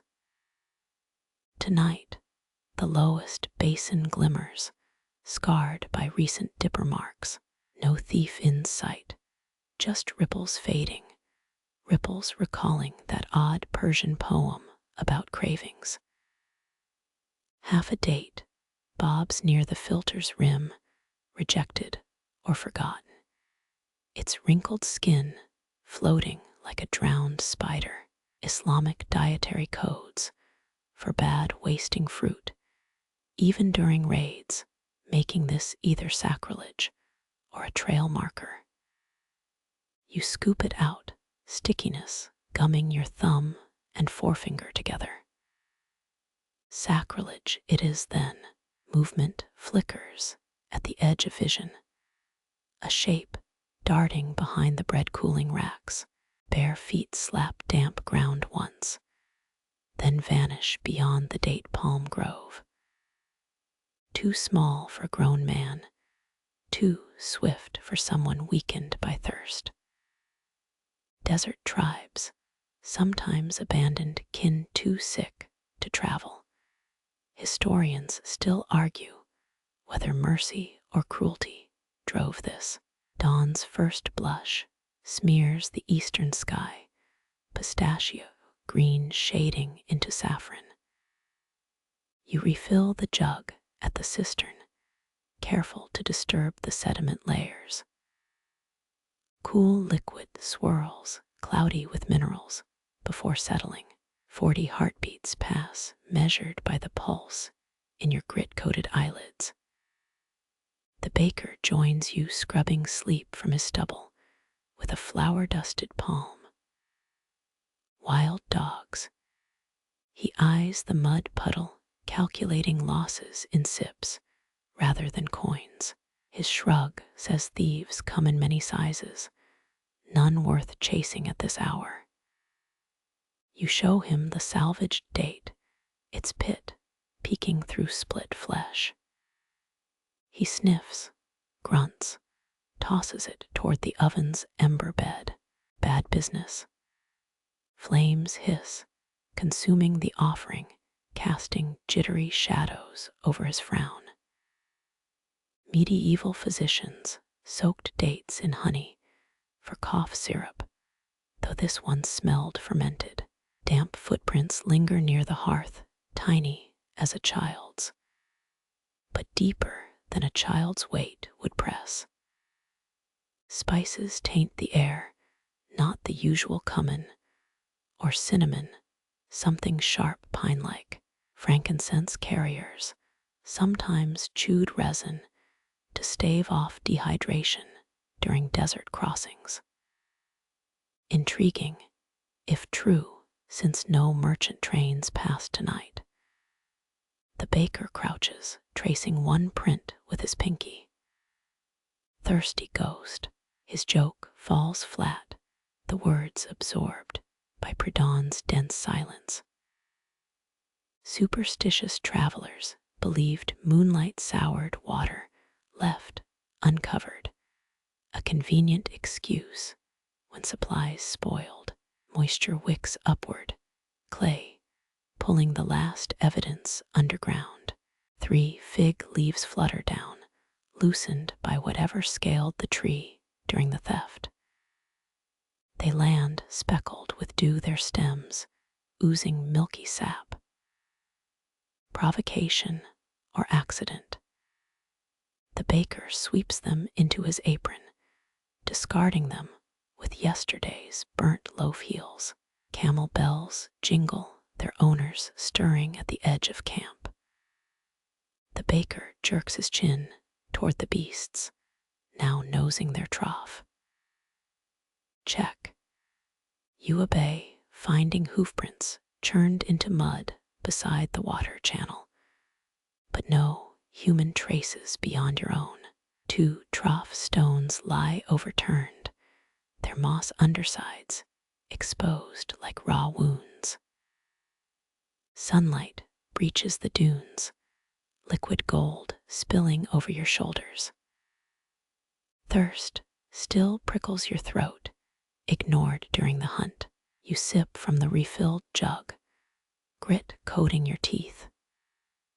The baker watches amused as you shudder at the bitter aftertaste. He nods toward the cooling oven, its arched mouth still exhaling wisps of heat. Tomorrow hide half the jug beneath the coals. Ancient Sumerian trick, the oldest theft deterrent carved on cuneiform tablets. Practical, yet you wonder if mercy guided his choice. Shadows shrink, hardening into midday shapes as camp noise swells around you. The night's mystery crumples like discarded dough scraps, absorbed into the day's heat. Whatever haunted their water supply fled before names could catch it. The baker winks, knuckling flour into your shoulder. Surprises keep bread interesting.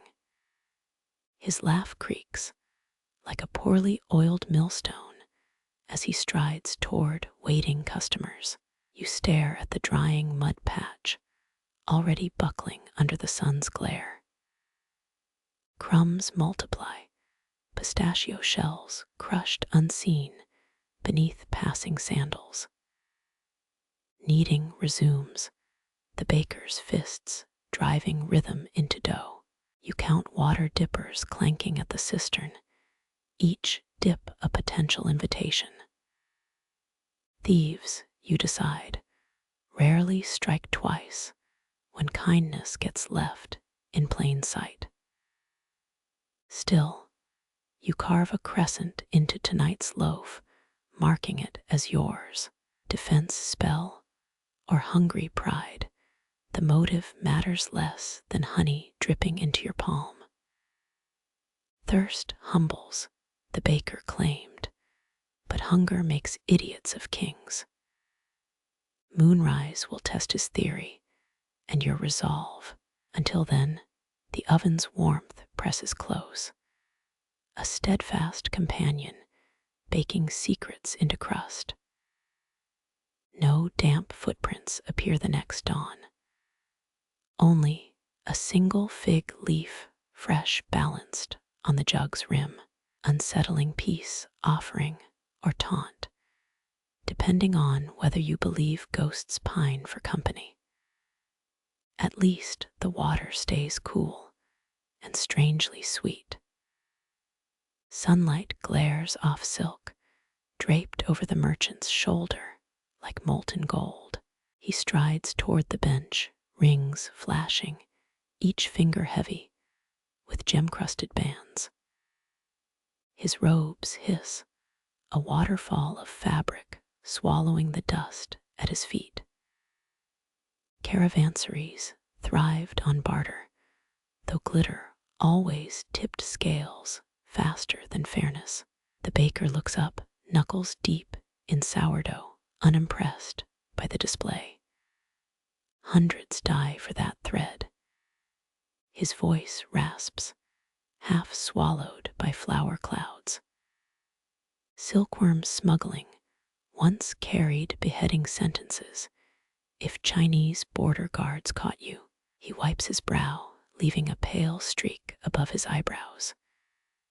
You watch tension coil, silkworm arguments being old scars between them.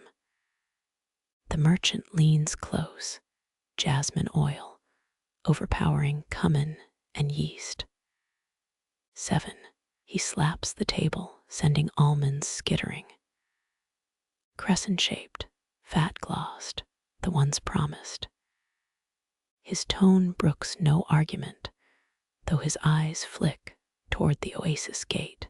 Dough rests under damp cloth, still hours from oven readiness. The baker sighs, a weary sound, like wind through cracked mud bricks.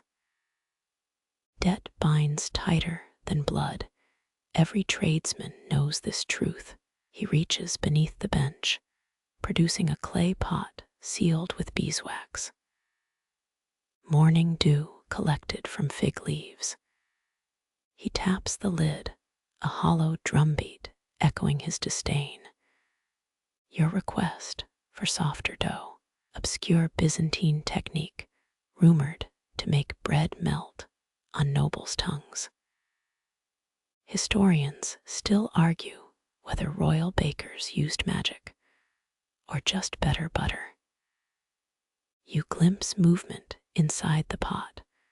Live yeast swirls like storm clouds. The merchant recoils, gems clinking, as if handling scorpions. His perfume clashes with fermentation's sour tang. Keep your swamp ghosts, just bake. Silk rustles, a retreat masked as impatience. Kneading resumes, forceful punches driving air from the dough. The baker mutters about vanity while shaping 7 identical crescents. Each curve mirrors the waning moon outside Damascus, or so poets claimed. Fire crackles, olive wood surrendering to the oven's hunger. Heat blurs the air, rippling like a mirage over dunes. The merchant fans himself, sweat dissolving coal at his temples. Last tax collector who crossed me. He stops aware of the baker's glare. Folklore whispers of kings, choked by honeyed bread, though evidence stays buried with the dead. Buttery fragrance blooms as fat renders into crust. 7 golden arcs emerge, steam rising like miniature desert snakes. The baker slides them onto fig leaves, their surfaces gleaming with duck fat and malice. Justice from ovens, sweeter than courthouses. His smile holds no warmth. Merchants weren't alone, you recall, using bread as threat or bribe. A Frankish king once tattooed messages in loaf crusts, spying through his baker's hands. The silk trader snatches his payment, careful not to smudge his rings on grease. His haste suggests another border to cross, another deal to poison. Crescents cool their aroma, taunting hungry travelers. You count coins left behind, accidental overpayment, or guilt's afterthought. The baker pockets them without comment, already scrubbing the table. Night creeps closer, shadows pooling like spilled ink around the bench. Laughter echoes from the merchant's tent, too sharp, too shrill for genuine mirth. Ovens hold more truth than men. Silence whistles through the cooling bricks. You tear a bread heel, its bitterness lingering long after silk, and lies to part. Dusk bleeds into proper night, the last crimson shreds swallowed by indigo. You lean against the baker's bench, still warm from the day's heat, while he smears dough residue into the wood grain. Fingers stained saffron yellow from turmeric-dusted pastry experiments 16 hours prior. Tax collectors always arrive late, when taverns blur judgment and guards yawn at gates. Heavy boots crunch, gravel rhythm uneven, betraying earlier wine indulgence. Roman records confirm officials extorted bakeries, demanding tribute loaves as early as Nero's reign. This one's silhouette wobbles, swaying like laundry in a sandstorm. The baker doesn't turn, deliberately slow, fishing raisins from a muslin sack. Each shriveled orb plinks into a dented copper bowl. Vintage grapes, he murmurs, more to himself than you. Boiled 7 moons ago, forgotten under my cot. Fringe historians swear Cleopatra soaked bread in palm wine to soften Caesar's temper during grain riots. The official slams a ledger onto the bench, missing a crawling beetle by half an inch. His breath reeks of cheap date liquor, sweet rot beneath bureaucratic arrogance. Oven tax, still unpaid, words slur as fat fingers smear ink columns. Byzantium's laws demanded 2 gold coins monthly for clay ovens taller than a man. Your eyes catch the baker's wink, quick as a desert mouse darting into shadow. He mashes the raisins, dark syrup oozing over knuckles, into waiting dough. No measuring, just fermentation's ancient alchemy at work. Patience, sir. He folds the purple stain deep, burying secrets in glutinous layers. Hunger makes poor arithmetic. Laughter rumbles, forced from the taxman's gut. Gold teeth flash, mismatched with his threadbare uniform. You note his cracked leather sandals, a bureaucrat's pay, stretching thin despite kickbacks. Night insects batter oil lamps, their tiny bodies crisping against hot glass. The dough sits fermenting, while the baker serves distraction. A heel of yesterday's rye dunked in mint tea, forced into the man's grease-gloved hand. Eat while fate rises, a joke only you catch.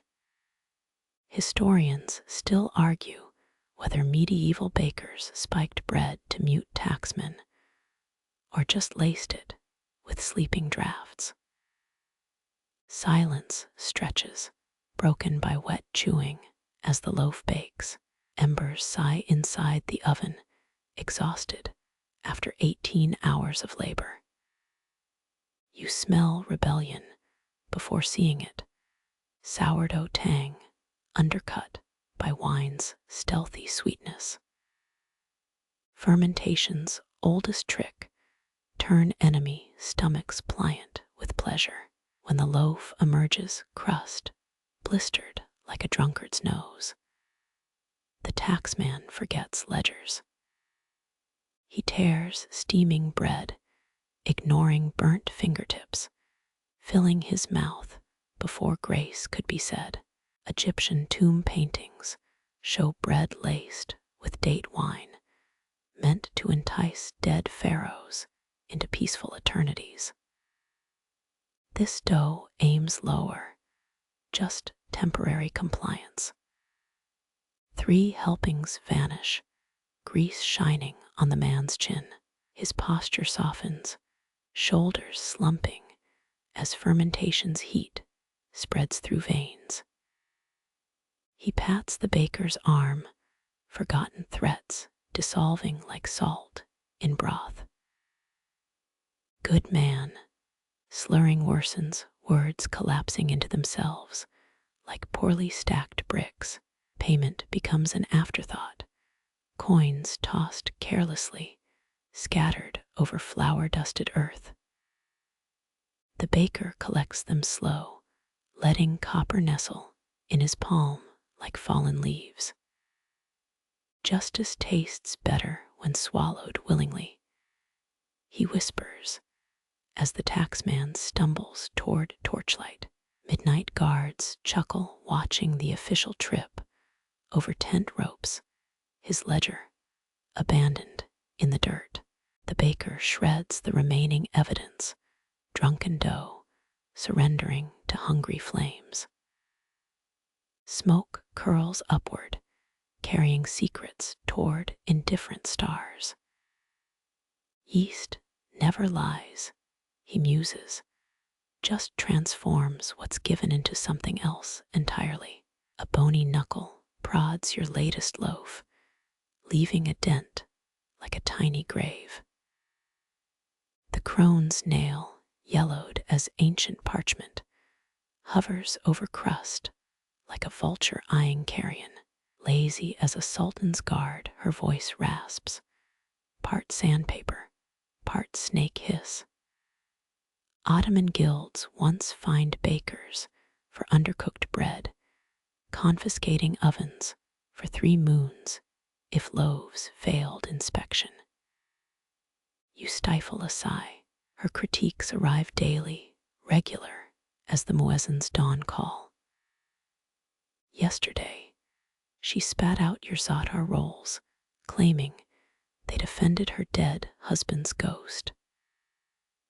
Now, she stabs another finger mark into the soft belly of your sourdough. Dough sleeps too warm, wakes up sluggish. Sunlight glints off her nose, ring, a brass coil older than your father's teeth. The baker chuckles, wiping flour hands on his apron, but you catch his jaw tightening. Fringe bread cults in Cappadocia, believed poking 9 holes in dough scared away hunger demons. This woman pokes with purely personal spite. Respect your elders, he mutters, loading fresh logs into the oven, even when their words bite like scorpions. She snorts, knocking a crumb off the bench with her walking stick. Respect needs skill, not smooth talk. Her shawl slips, revealing tattooed dots along her collarbone, old nomad markings for loaves baked in 12 different deserts. Historians still argue whether guild elders upheld standards or just extorted honey cakes from terrified apprentices. You watch her clawed hand swipe a still warm roll, vanishing it into layered skirts. Complaintas toll, the oldest exchange in the market. Beetles scatter as her stick taps toward the fig seller's stall, mission accomplished. The baker flicks water at your frowning face, mist cool against flour-dusted skin. Cheer up, her insults mean we won't starve today. Embers crackle, mocking your dented loaf. You tear a chunk, half hoping it tastes terrible, but it melts golden bitter on your tongue. Perfect, her sting lingers, worse than oven burns, because buried under her vitriol sits truth. Slow fermentation requires colder nights. Patience you skipped, chasing dawn's first customers. A caravan boy giggles, copying the crone's hunched walk, until his mother swats his ear. The baker tosses him a pistachio-stuffed bun, a muzzle wrapped in pastry. Every oven needs its critic. He leans close, smelling of smoke and almonds. Hers just forgot to retire. Along with the silk road, you reshape the loaf, erasing her fingerprints, while vultures wheel high above, waiting for weaker prey. Tomorrow's dough will ferment in the cellar, where desert chill still clings to stones. Let her jab all she likes, your knuckles now charting fresher mistakes. Fingertips press deep, learning what rage and time refuse to teach. Shadows stretch long as the caravan settles, their lean forms clinging to the oven's lingering heat. A gaunt dog limps into the warmth, ribs pressing sharp against dusty fur, like knives wrapped in worn velvet. You note its ears, one torn, twitching at every clank of the baker's ladle. 7th century caliphs kept sleek salukis for hunting gazelles. But desert strays survive on cleverness alone. The creature circles twice, nosing air thick with burnt cumin, before collapsing against the brick arch. Its sigh ghosts upward, a mist vanishing into wood smoke. A stranger's sandal flies past, missing the dog by a hand's span, and you tense, ready to intervene. The baker raises a flour-dusted palm, halting your protest. Let him rest. He crumbles day-old bread into a clay dish. Even jackals earn their evening's peace.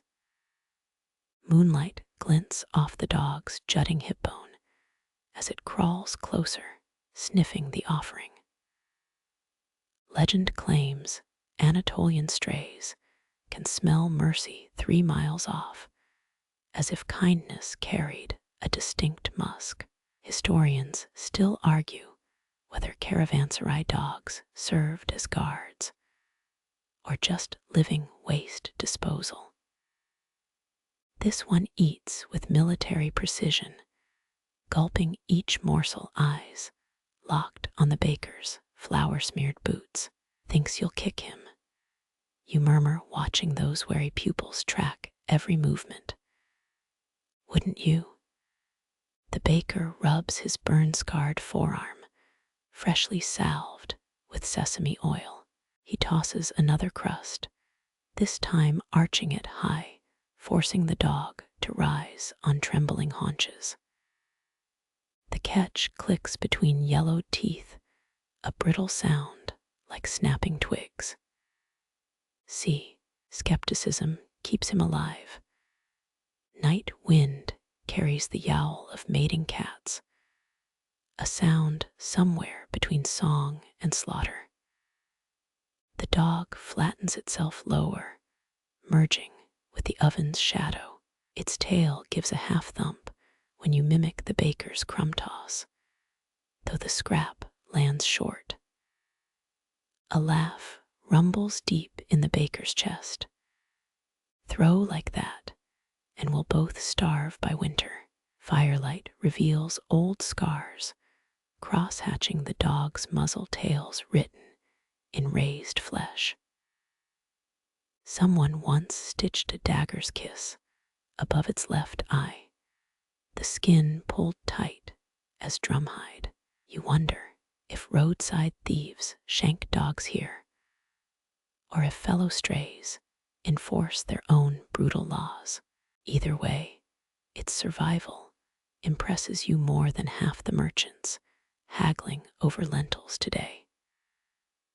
A drunk stumbles past, tripping over his own sash, and nearly brains himself on the water trough.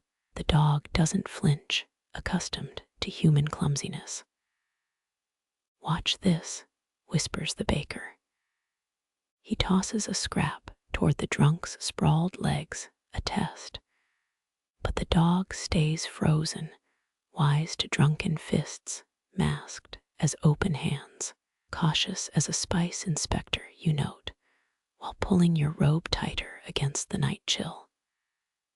Twice as smart, the baker winks, now flinging crumbs in a wide arc, a trail leading away from the sleeping drunk. The dog paces each morsel, 3 chews per bite, like counting prayer beads. Did you know Ottoman street dogs held elaborate funerals, gathering to howl at dawn over fallen packmates? This loner mourns nothing but missed meals.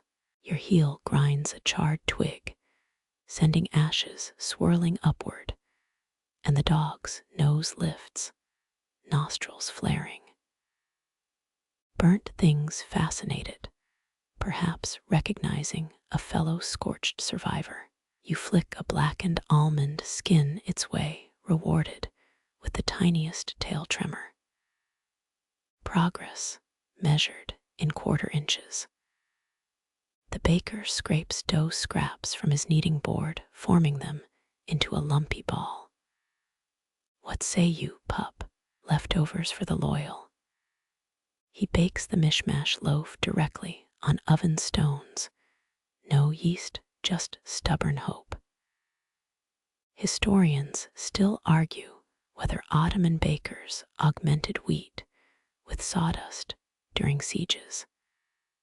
But tonight's offering smells purely desperate. The dog noses it, snorts, then rests its chin on cracked paws, waiting for better bait. Even beggars have standards, you tease, as the baker sighs, fetching real scraps from the camel meat stew. A caravan guard approaches, spear glinting. The dog melts backward, becoming shadow, breath held until danger passes. Hunts pigeons at dawn. The guard grumbles, scratching his armpit. Steals from traders' tents too. The baker shrugs, wiping his knife on his thigh. Pity the bird too slow to outfly hunger. He slides a meat chunk toward the darkness, rewarding invisibility.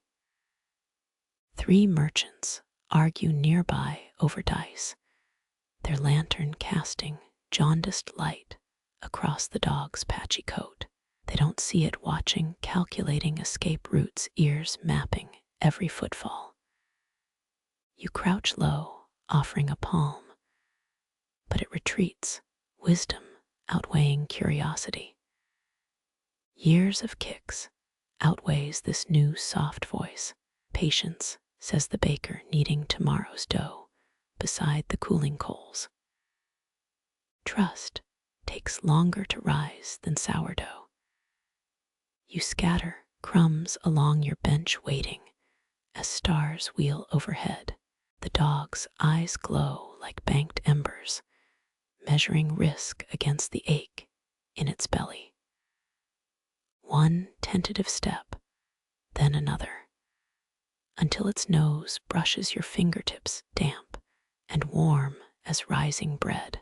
A child's shriek pierces the night, a dropped doll, and your visitor evaporates, ghosting behind a stack of firewood. The baker snaps his fingers, a sharp sound like kindling breaking.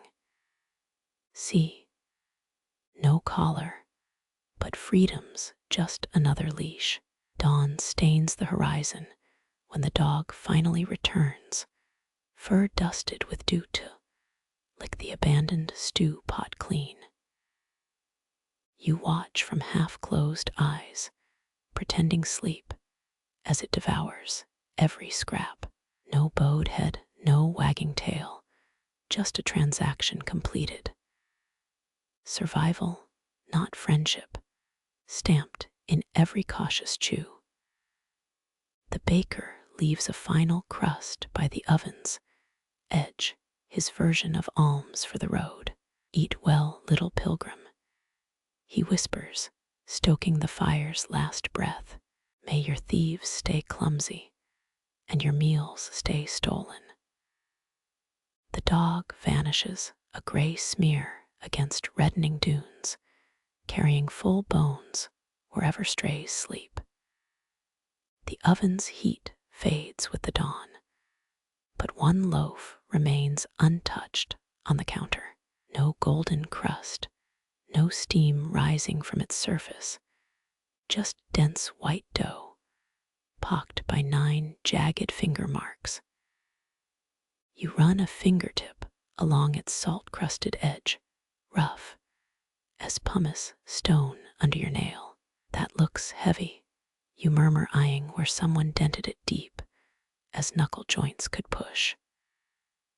The baker's hands still, midway through wrapping pistachio rolls in palm leaves. Not sold, not eaten, he nods toward the silent bread, grief's flatbread for those swallowed by tombs before their tent flaps closed. A merchant approaches, gaze skimming the morning's warm rye loaves. Yet his step falters near the salted lump. He makes a lightning-fast sign against evil, fingers brushing his turban, before hustling to buy date-stuffed buns instead.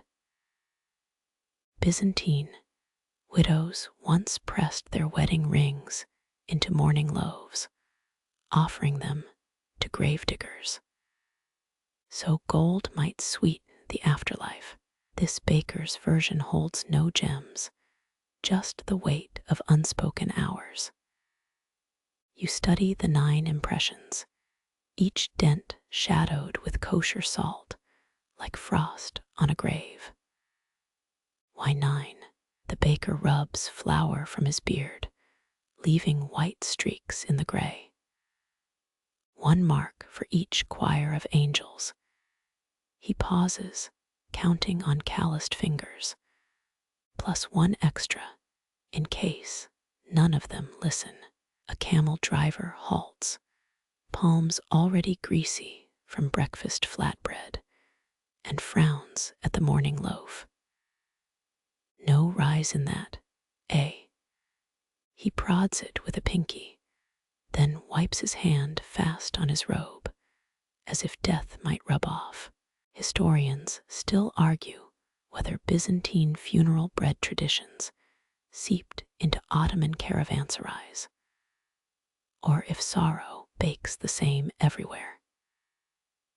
Wind flattens the baker's shirt against fresh burns on his chest, shaped like oven doors. He doesn't flinch. Yeast needs warmth to breathe, grief needs none. Mix flour, salt, tears, and knead until your arms ache. Bake slow, so it hardens into something teeth can't crack. You try lifting the loaf. Its heft surprises you, like clutching a clay brick.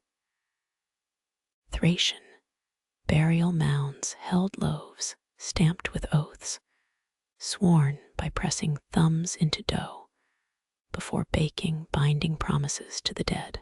This bread makes no vows, just occupies space, solid as a headstone. A woman veiled in indigo linen drifts closer her gait, uneven, as if walking against desert wind. She ignores the honey-drizzled pastries, the plump fig rolls, and stares only at the salt-crusted slab. No words pass her lips, but her right hand twitches, fingers curling like they remember, pressing down into yielding dough. The baker slides the loaf an inch toward her, ceremonial, eyes lowered. She touches 1 finger mark, her nail, finding the groove made by another mourner's touch, a stranger's grief meeting hers in the grain. A shudder travels through her shoulders to hips before she turns, veil fluttering, and vanishes into the bustling caravan. Should have bought it, mutters a spice trader, adjusting his belt weight with silver coins. Dead make bad business partners. Sunlight glares off the salt now, sharp crystals pricking your vision when you blink. The baker flips a cloth over the loaf, hiding its ragged craters. Hungry ghosts don't pay in ducats. A boy darts past, snatching a pistachio swirl, but his gaze flicks to the covered lump. Children sense taboo faster than sniffing out sugar.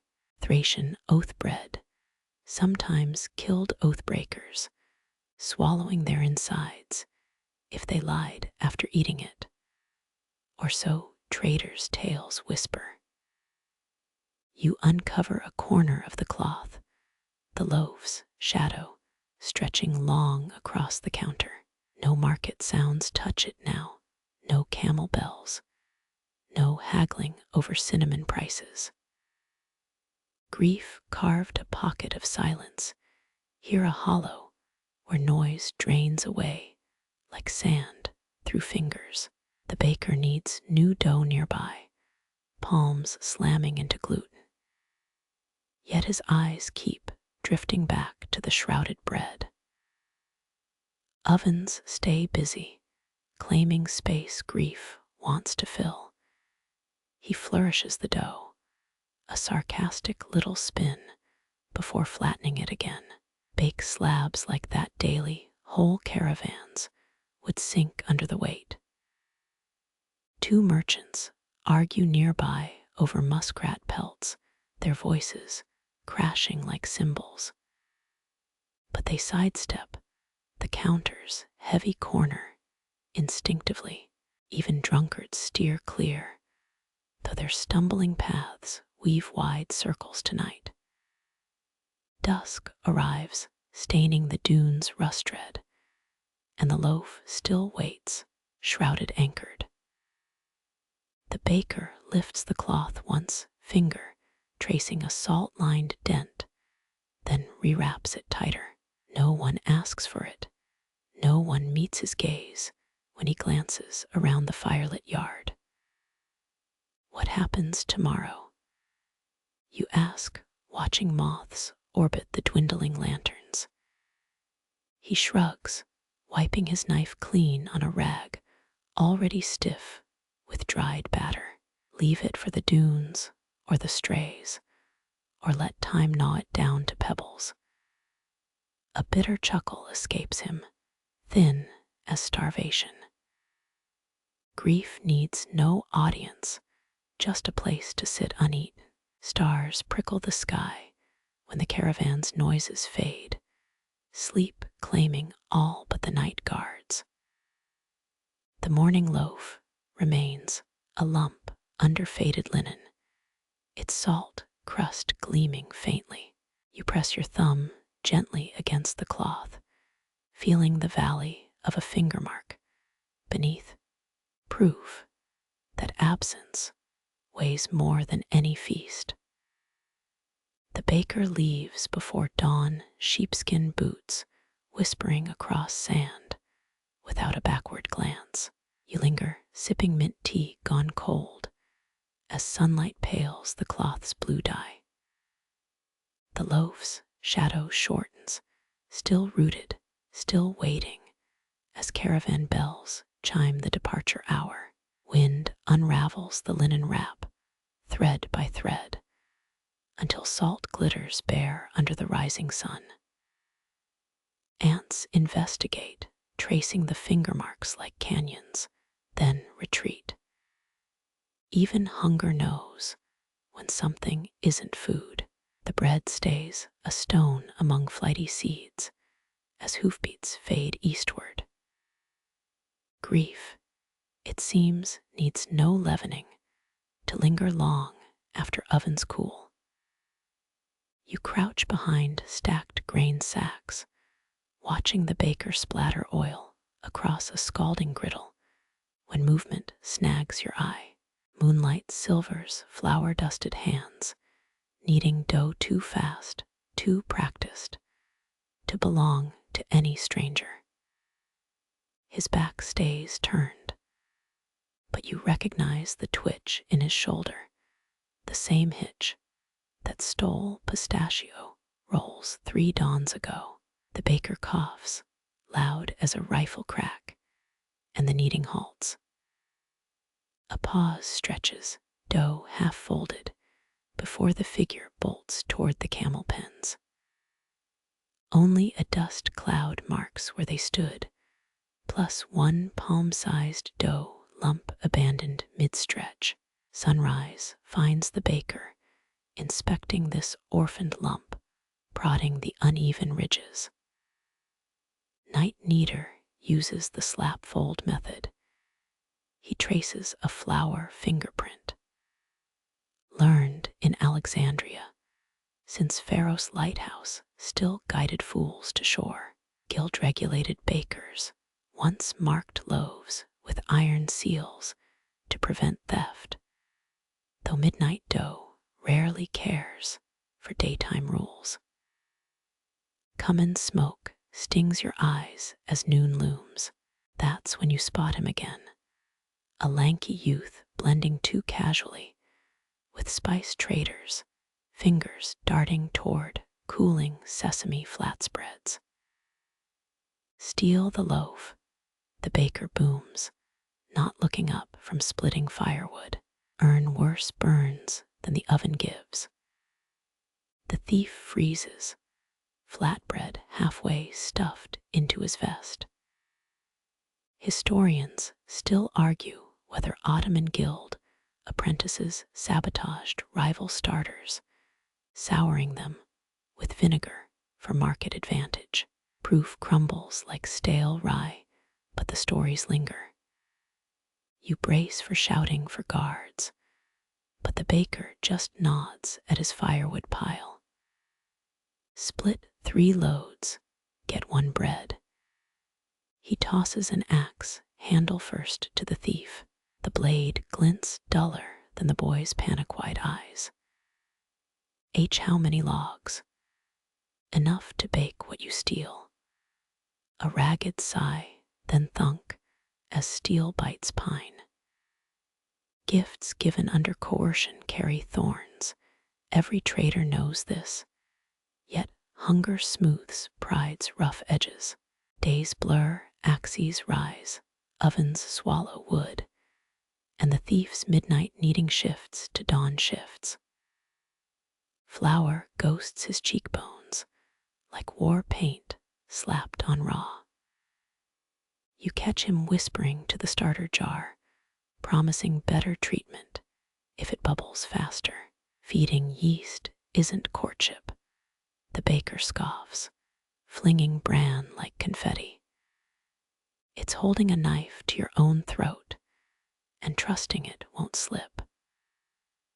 One morning, the youth slides a sesame loaf toward caravan guards, their palms greasing his wrists with silver.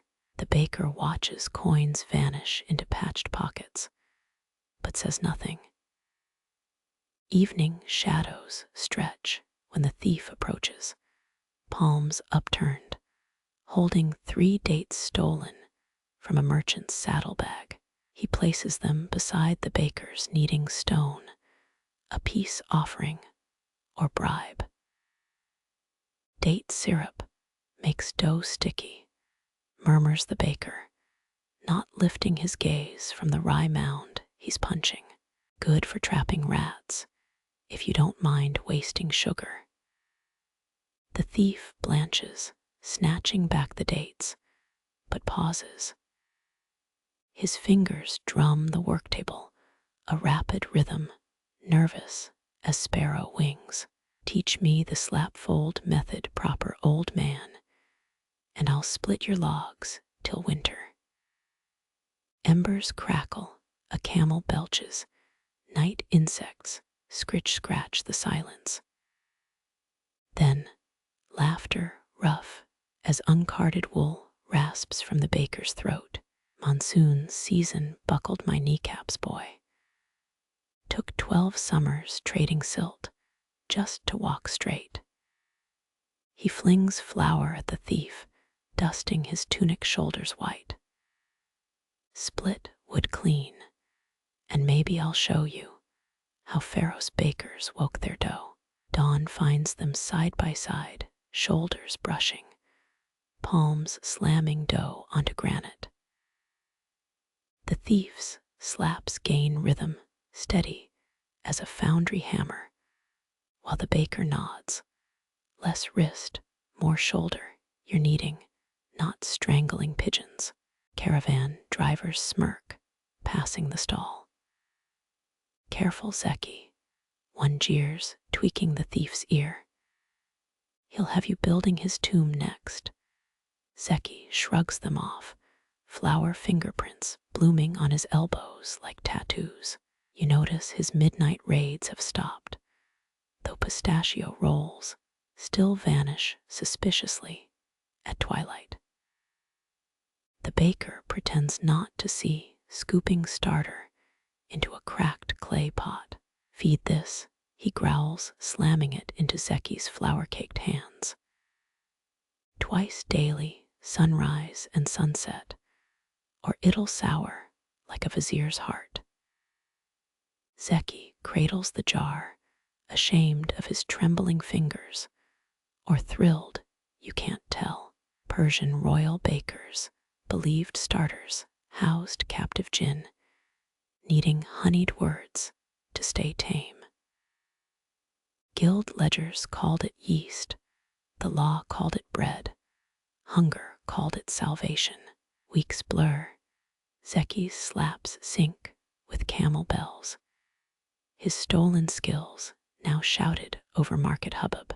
You taste his first public loaf, crisp sesame crust, giving way to sourdough tang, air pockets swelling like pride. Burnt, Zeki mutters, stabbing his thumb at charred edges. The baker tears off the blackened flake, crumbling it over stew. A perfect loaf buries its baker. Yours, he flicks a sesame seed, pinging Zeki's nose. Still begs mercy from the oven. New hires mumble that evening, grumbling over Zeki's sudden promotion from woodpile to workbench. One mimics the slap-fold motion badly, spattering dough on the baker's sandals. Not like that, Ottoman fool, Zeki snaps. Then halts, realizing his own hands still move like Alexandria thieves. He shakes his head, flour snowing from his hair. Scrape, don't stab, the dough. Midnight finds him scrubbing worktables alone again, but now by choice.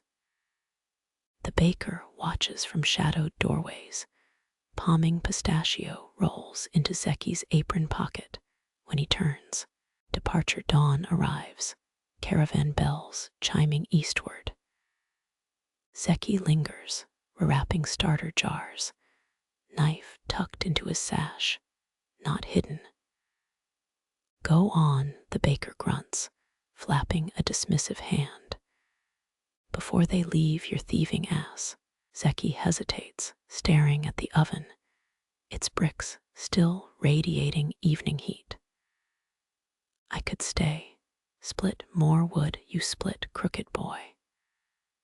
The baker shoves sesame rolls into a saddlebag, rough as scrubbing pans. Besides, you owe me 3 stolen dates, plus interest. A pouch clinks, coins spilling into Zeki's palm, more than flour pit wages warrant. Buy decent figs in Edirne, the baker orders, turning his back. Starters hate mealy fruit. Hoofbeats thunder urgent, and Zeki scrambles over sacks, leaping atop a spice wagon.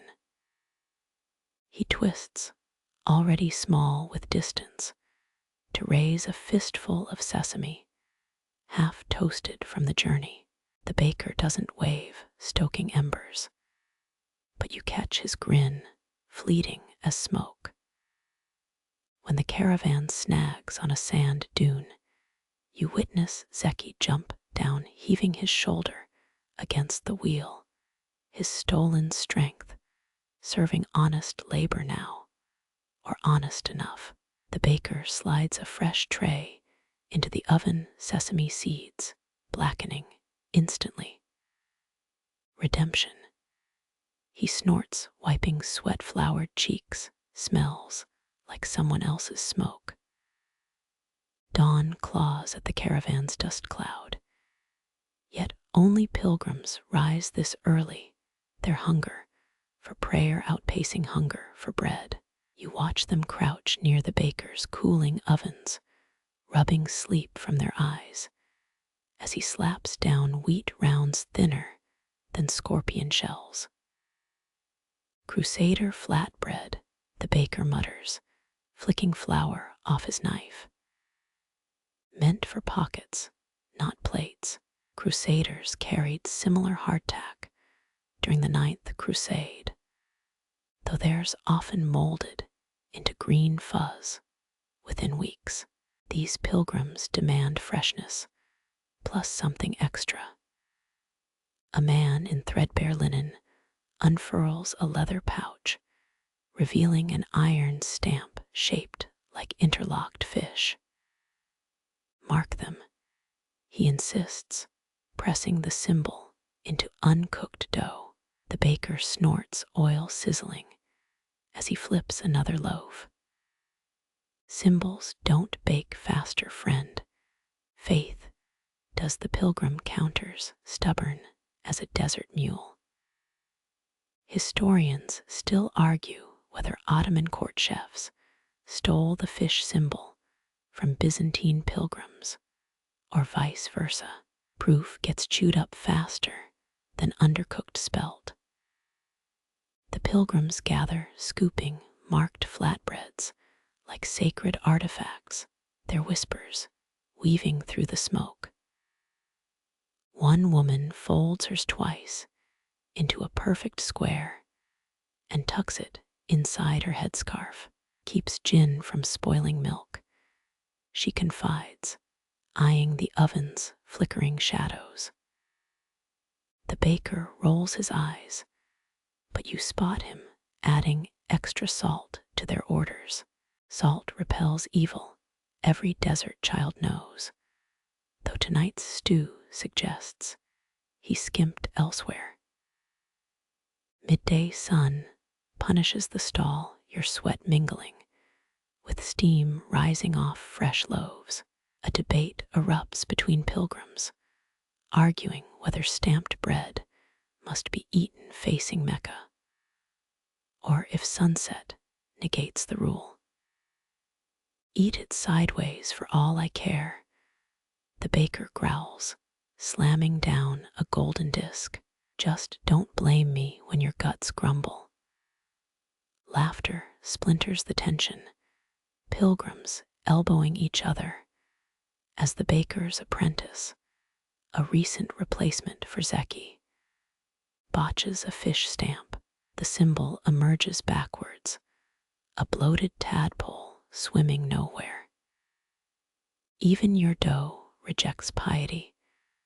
The baker teases, tossing the misprint into the fire. The apprentice pouts, reshaping his stamp with unnecessary force.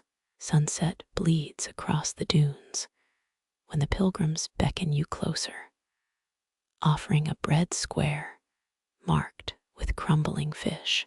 Taste the silence, the linen-clad man urges. You bite, expecting stone-hard crust, but find it tender as cloud wisp. Hollow space fills the center, a pocket cradling nothing but air. Faith, the woman murmurs, her own bread held untouched, needs room for mysteries, don't you think? Byzantine pilgrims once ate stamped bread as communion wafers, claiming wheat's simplicity honored God better than cathedral gold.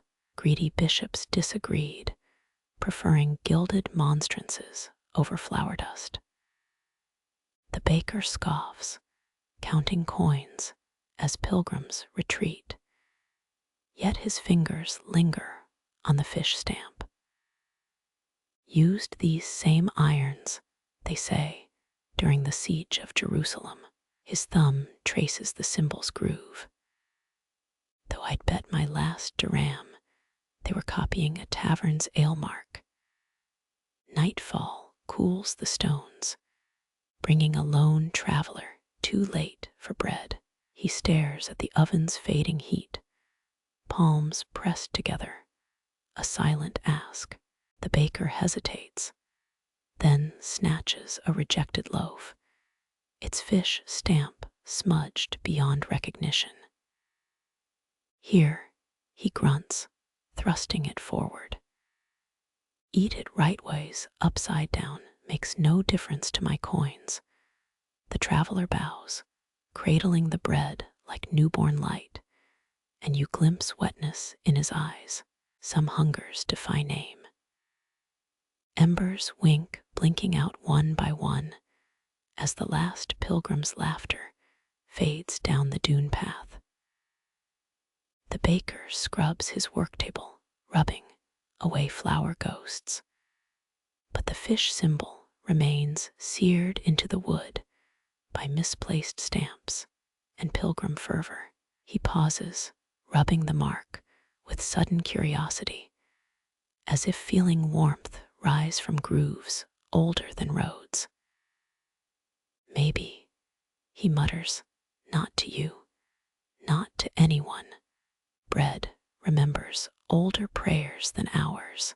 The oven's last ember still pulses scarlet when the first drop hits, a hiss sharp enough to make you flinch.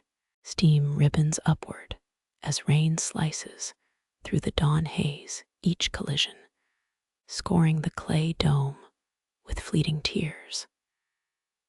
You tilt your palms skyward, surprised by the liquid cool, as every traveler within 50 paces snaps their head up like meerkats, scenting a hawk. 3 moons dry, grumbles a spice merchant, jabbing his prayer beads toward cloudless iron-gray skies. Yet the drops thicken, smacking his bald spot with audible plinks. He scurries to yank down silk sacks stacked beside the baker's awning, dates and saffron bundled like smuggled newborns. The baker merely squints, wiping his hands on a flour-crusted apron. He drags a huge clay basin under the awning's drip edge, positioning it with the care of a chess master. Desert tribes once funneled rain into underground cisterns, secreted beneath dunes like liquid treasure. Drinking from the sky, he mutters, as water drums the basin's rim, feels like stealing from a caliph's vault. Rain quickens, needling the sands into pockmarked flesh. Someone shouts, a boy maybe, sprinting barefoot toward the baker's stall. He skids to a halt, thrusting out a dented copper bowl, as if catching manna. Pilgrims emerge from tents, their faces tilted like sunflowers cursed with drought. Even camels crane their scrawny necks, nostrils flaring at the humid punch. A cold droplet slides under your collar, its path tracing your spine before pooling at your waistband. You jump, earning a wheezy chuckle from the baker. Water's shy touch bothers city skin. He teases, scooping rainwater into a cracked jug. Someone shouts, first in panic, then laughter, as the oven's brick arches spit smoke backwards. Steam collides with downpour above the chimney, twisting into ghost snakes before dissolving. Historians still argue whether desert rain rituals, drum circles, and goat blood ever coaxed storms from parched heavens. Scrolls burned, gods forgot, but desperation sticks like flour paste. Lightning bleaches the dunes white, followed by thunders grumble deep as a hungry stomach, 3 days fasting. Several pilgrims press hands to ears, murmuring verses against evil. The baker just shrugs, knuckling rainwater from his beard. Storms hush, only fools, loud voices prove nothing. Rain pools between your toes, chill, cutting through sand's leftover warmth. The deluge softens voices, drowning caravan gossip into rhythmic splatter. You notice the baker's youngest daughter crouching beside the basin, tongue peeking out as she stirs the water with a cinnamon stick. Her father flicks flour at her, a mock scolding, but she sticks the damp stick in her mouth, Grinning with spice-coated teeth, an older trader shuffles close. His turban drips bleeding indigo dye onto his shoulders. He extends a palm-sized pouch toward the baker, its leather seal cracking with age. From Yemeni highlands, he rasps, thumb unknotting the drawstring. Sprinkle this on dough, and rain follows your bread like a lovesick camel. Inside, a shimmering black powder glints like crushed midnight. The baker sniffs, jerking his head back as if slapped, smells like fermented crow feet. The trader snaps the pouch shut, muttering about ungrateful palates. You overhear him telling another traveler how some nomads drink powdered obsidian, swearing it bonds men to thunderclouds. You stifle a snort, watching him sulk away, his sandals squelching. Rain drums harder now, slapping the awning fabric into a frantic drumroll.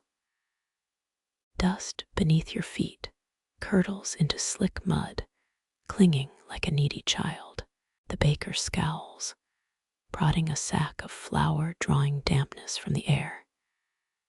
He yanks it further under cover, muttering about bread turning to paste if this lasts.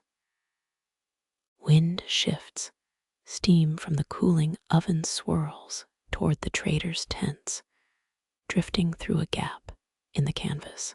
A startled curse erupts, followed by indignant sputtering. The baker smirks, hauling firewood scraps into a pile. Ovens belch louder when storms flirt. His daughter tugs your sleeve, pointing to raindrops striking the basin. Each impact births fleeting liquid crowns, collapsing almost before you blink. She giggles, stirring faster, making miniature whirlpools. Time blurs, rainfall softening the world's edges like overproofed dough. The flour sack swells, breathing in moisture, as the baker fingers test its texture. Gaze distant, he grabs a fistful, letting it crumble between knuckles knotted from kneading. Storm flour lasts longer when baked sour. Thunder growls nearer, rattling cups on a merchant's tray. Lightning illuminates dunes glittering like fish scales for a heartbeat, then gone. Pilgrims retreat, clutching purchased loaves beneath cloaks, though steam still wins from torn crusts. Rain dissolves their footprints within moments, swallowing their passage.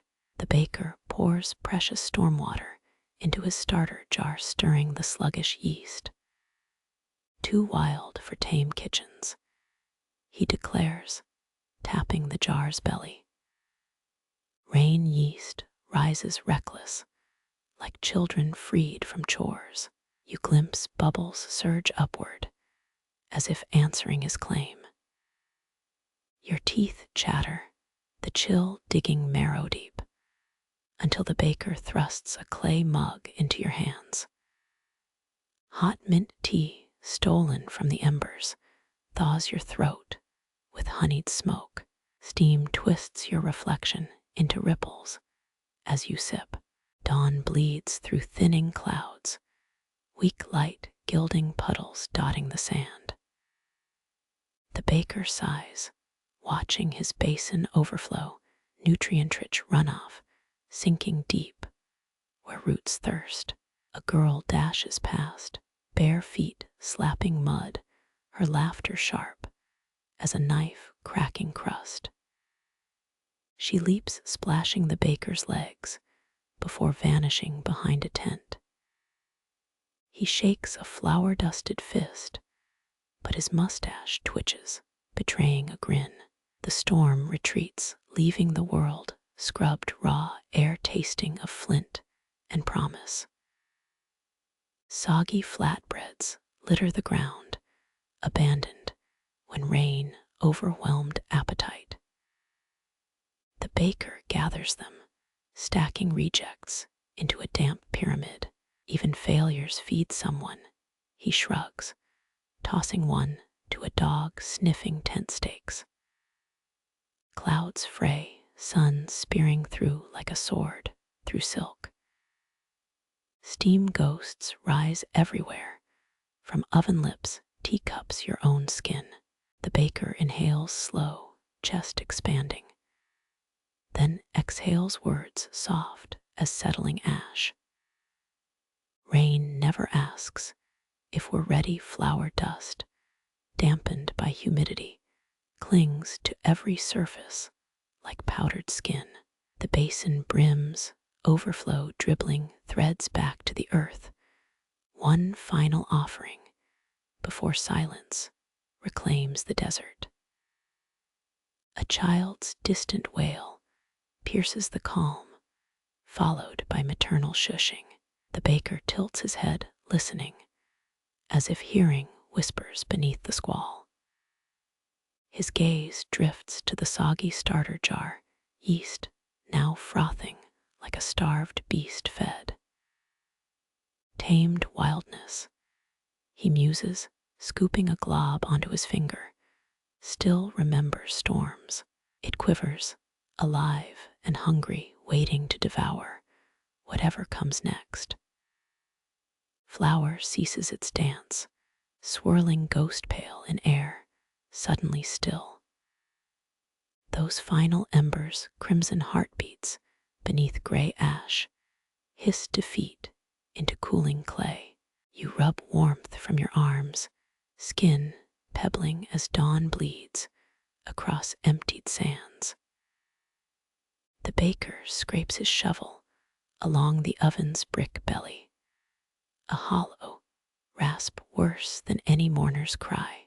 Caravan drivers loop ropes over camel humps, grunting as beasts rise, their groans harmonizing with creaking saddles. Move before midday heat, barks a spice merchant, slapping dust from silk trousers, pricey enough to ransom princes. You recall whispers of Silk Road traders swapping gold for bread during famines, when flour meant more than coins could weigh. The bench where travelers huddled nights before sits naked now, its worn wood scarred by flour-flecked handprints. A child's forgotten doll slumps against one-leg stitched linen face, smudged with dough. Historians still argue whether ancient caravanserais kept permanent bakers, or if bread makers trailed between stops like court musicians chasing kings. Scrolls burn, ovens crumble, but hunger never needs footnotes. The baker crouches, his palms pressed flat against the oven's dome, forehead resting on soot-streaked brick. Heat lingers there, a fading animal refusing death. His shoulders sag, blade-thin beneath threadbare cotton, as he mutters to the clay, "Feed the next vagabond, you greedy wretch, or I'll let sand fill your throat." Wind snatches his words, but you taste their salt. Packing begins, cloth-wrapped loaves wedged between rolled carpets and copper pots. The baker's daughter counts coins into a leather pouch, each clink smothered by woolen wraps.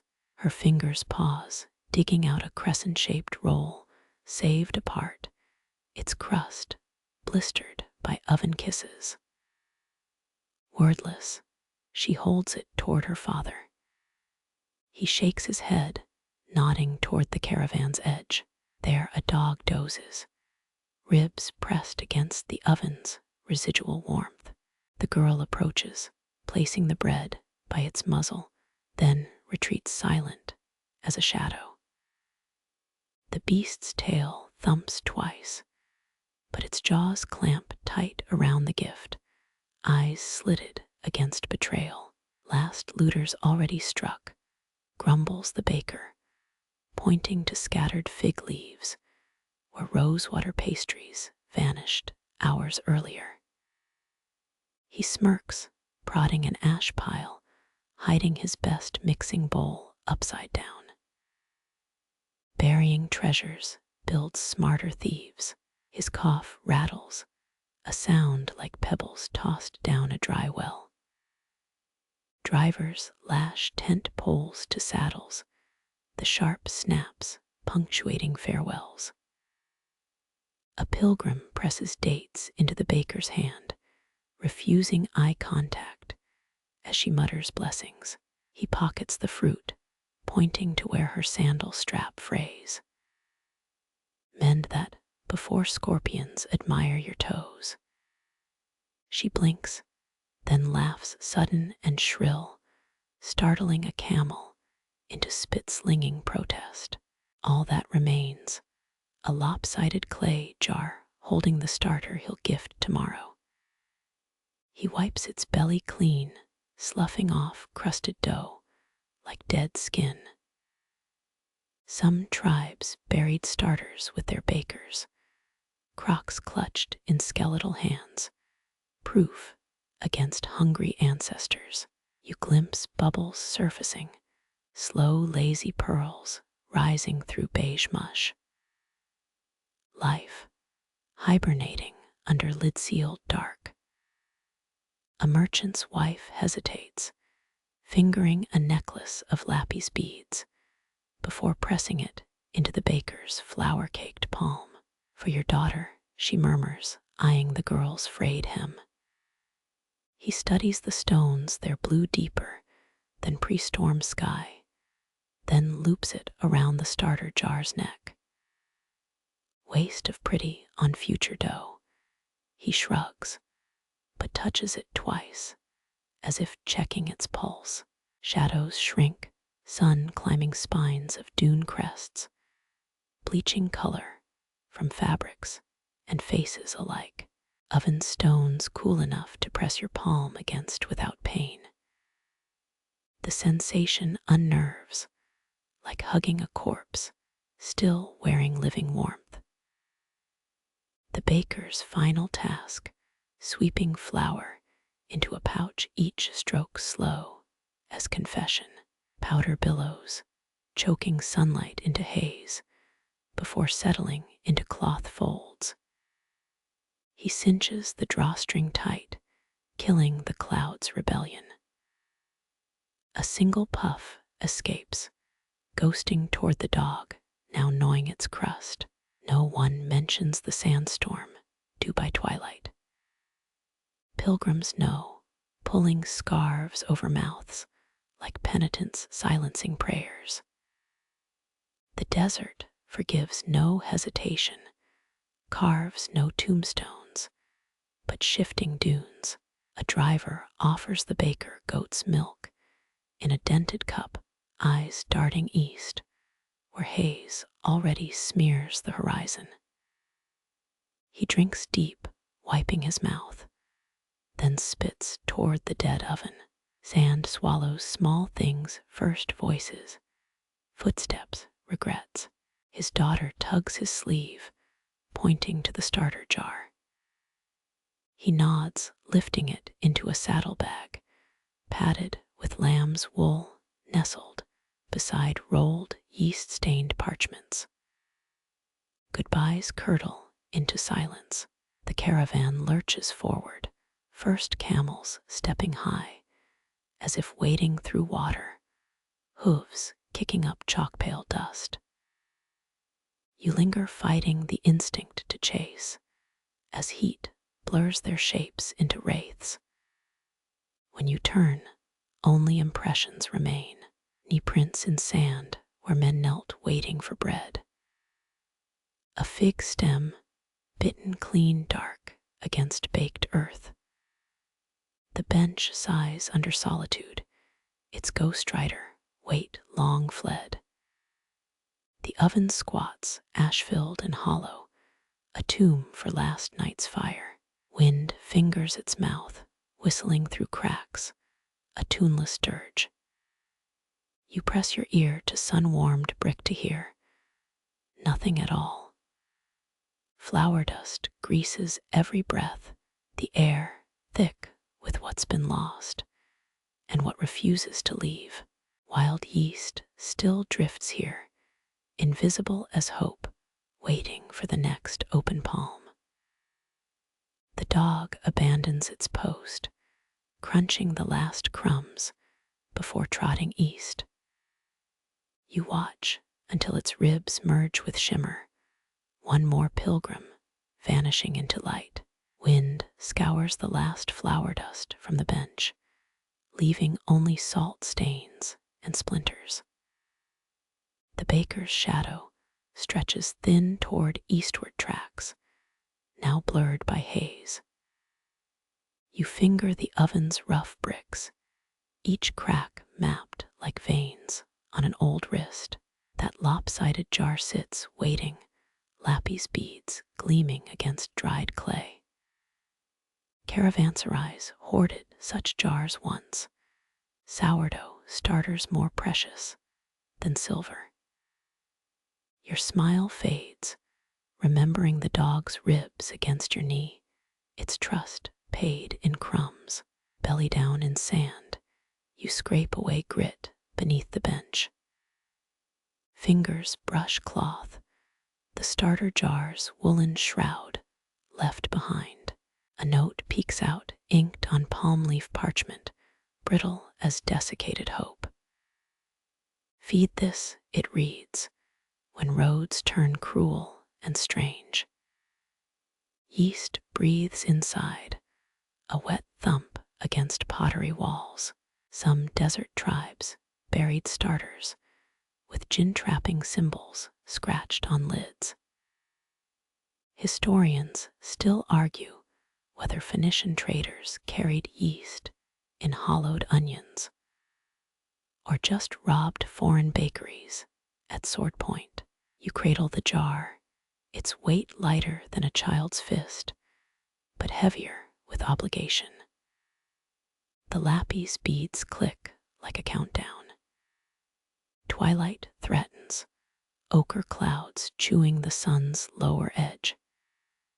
Sand whispers against the oven, 1,000 hissing tongues. You press the jar to your ear, hearing bubbles pop like distant campfires. A starter this old, scooped from Nile barley mash, might have fed pyramid builders. Kneel, and time collapses beneath your palms. The note's edge flakes, revealing older script beneath. He's palimpsested his secrets, layer over layer, like dough folded 7 times. One phrase bleeds through, never trust full moon dough. Wool wraps the jar again, smothering its earthy scent. Desert nights hold no mercy for warmth or sentiment. Caravans might raid abandoned ovens, stealing coals or whole livelihoods. But you tuck the jar deep beneath the bench, where surely no one would paw through scorpion territory. Fingers carve a shallow trough, sand cool as grave soil beneath the surface. A scarab beetle glides past, its carapace polished black by relentless wind. Some claim Cleopatra drank sourdough elixirs for eternal youth. You dust grit from the lapis beads, wondering if mold counts as immortality. Returning to the dead oven, you spit into its dark mouth, a lone offering before dusk claims all. Your saliva sizzles for half a breath, against brick, still wearing stolen heat. When footsteps crunch behind you, you spin, hands empty, but eyes guilty. Nothing but a torn scrap of fig leaf, tumbling end over end toward waiting dunes.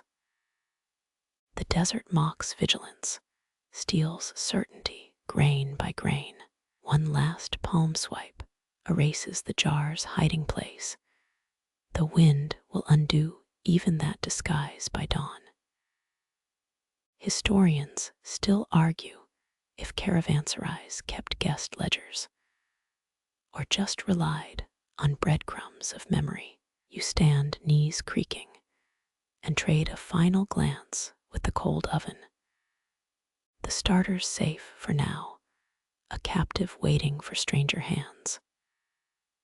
Night falls like an executioner's hood, smothering color, sound mercy. You walk east, following camel tracks, already fading beneath fresh sand. Behind the jar dreams of warmth, of fingers feeding it flour and rain. But the desert keeps secrets better than bakers or kings. The wind sighs, gentling its rough touch across the empty bench. Your palm rests where flour once dusted wood, now smoothed by time and salt. Lappy's beads wink from beneath the sand, quiet as forgotten stars. That wool-wrapped jar nestles deep, its yeasty breath slower than a sleeping child's. No need to fret, for deserts cradle secrets tighter than royal tombs. Feel the cold bricks, how they hum with spent warmth, like an old friend's fading embrace. Twilight softens the dunes into velvet folds, each shadow kindness, not threat. Even the scarab trundles home, its shell gleaming under a shy moon. You taste no bitterness now, only the clean tang of cooling earth. Footsteps were just fig leaves dancing their brittle dance. The oven's dark mouth holds no judgment, only quiet stories of risen loaves. Kneel one last moment, fingers brushing sand over hidden treasure. This starter knows patience, knows how to wait for gentle hands for rain. Some say bread baked under comet light grants sweet dreams. You smile, knowing truth lies simpler in trust left buried. Stand slow, bones easing into the night's chill. Eastward tracks wait pale ribbons under star milk. The jar's guardianship passes to scorpions, to wind, to time itself. Walk now, light as chaff on breeze. Let the desert cradle what you've tucked away. Every starter sleeps until stirred by need or mercy. Hear it, the soft click of Lappy's beads, counting not seconds, but centuries. Beneath the bench, life waits, warmth waits, and the wind, oldest baker of all, kneads the dunes, grain by grain, into softness.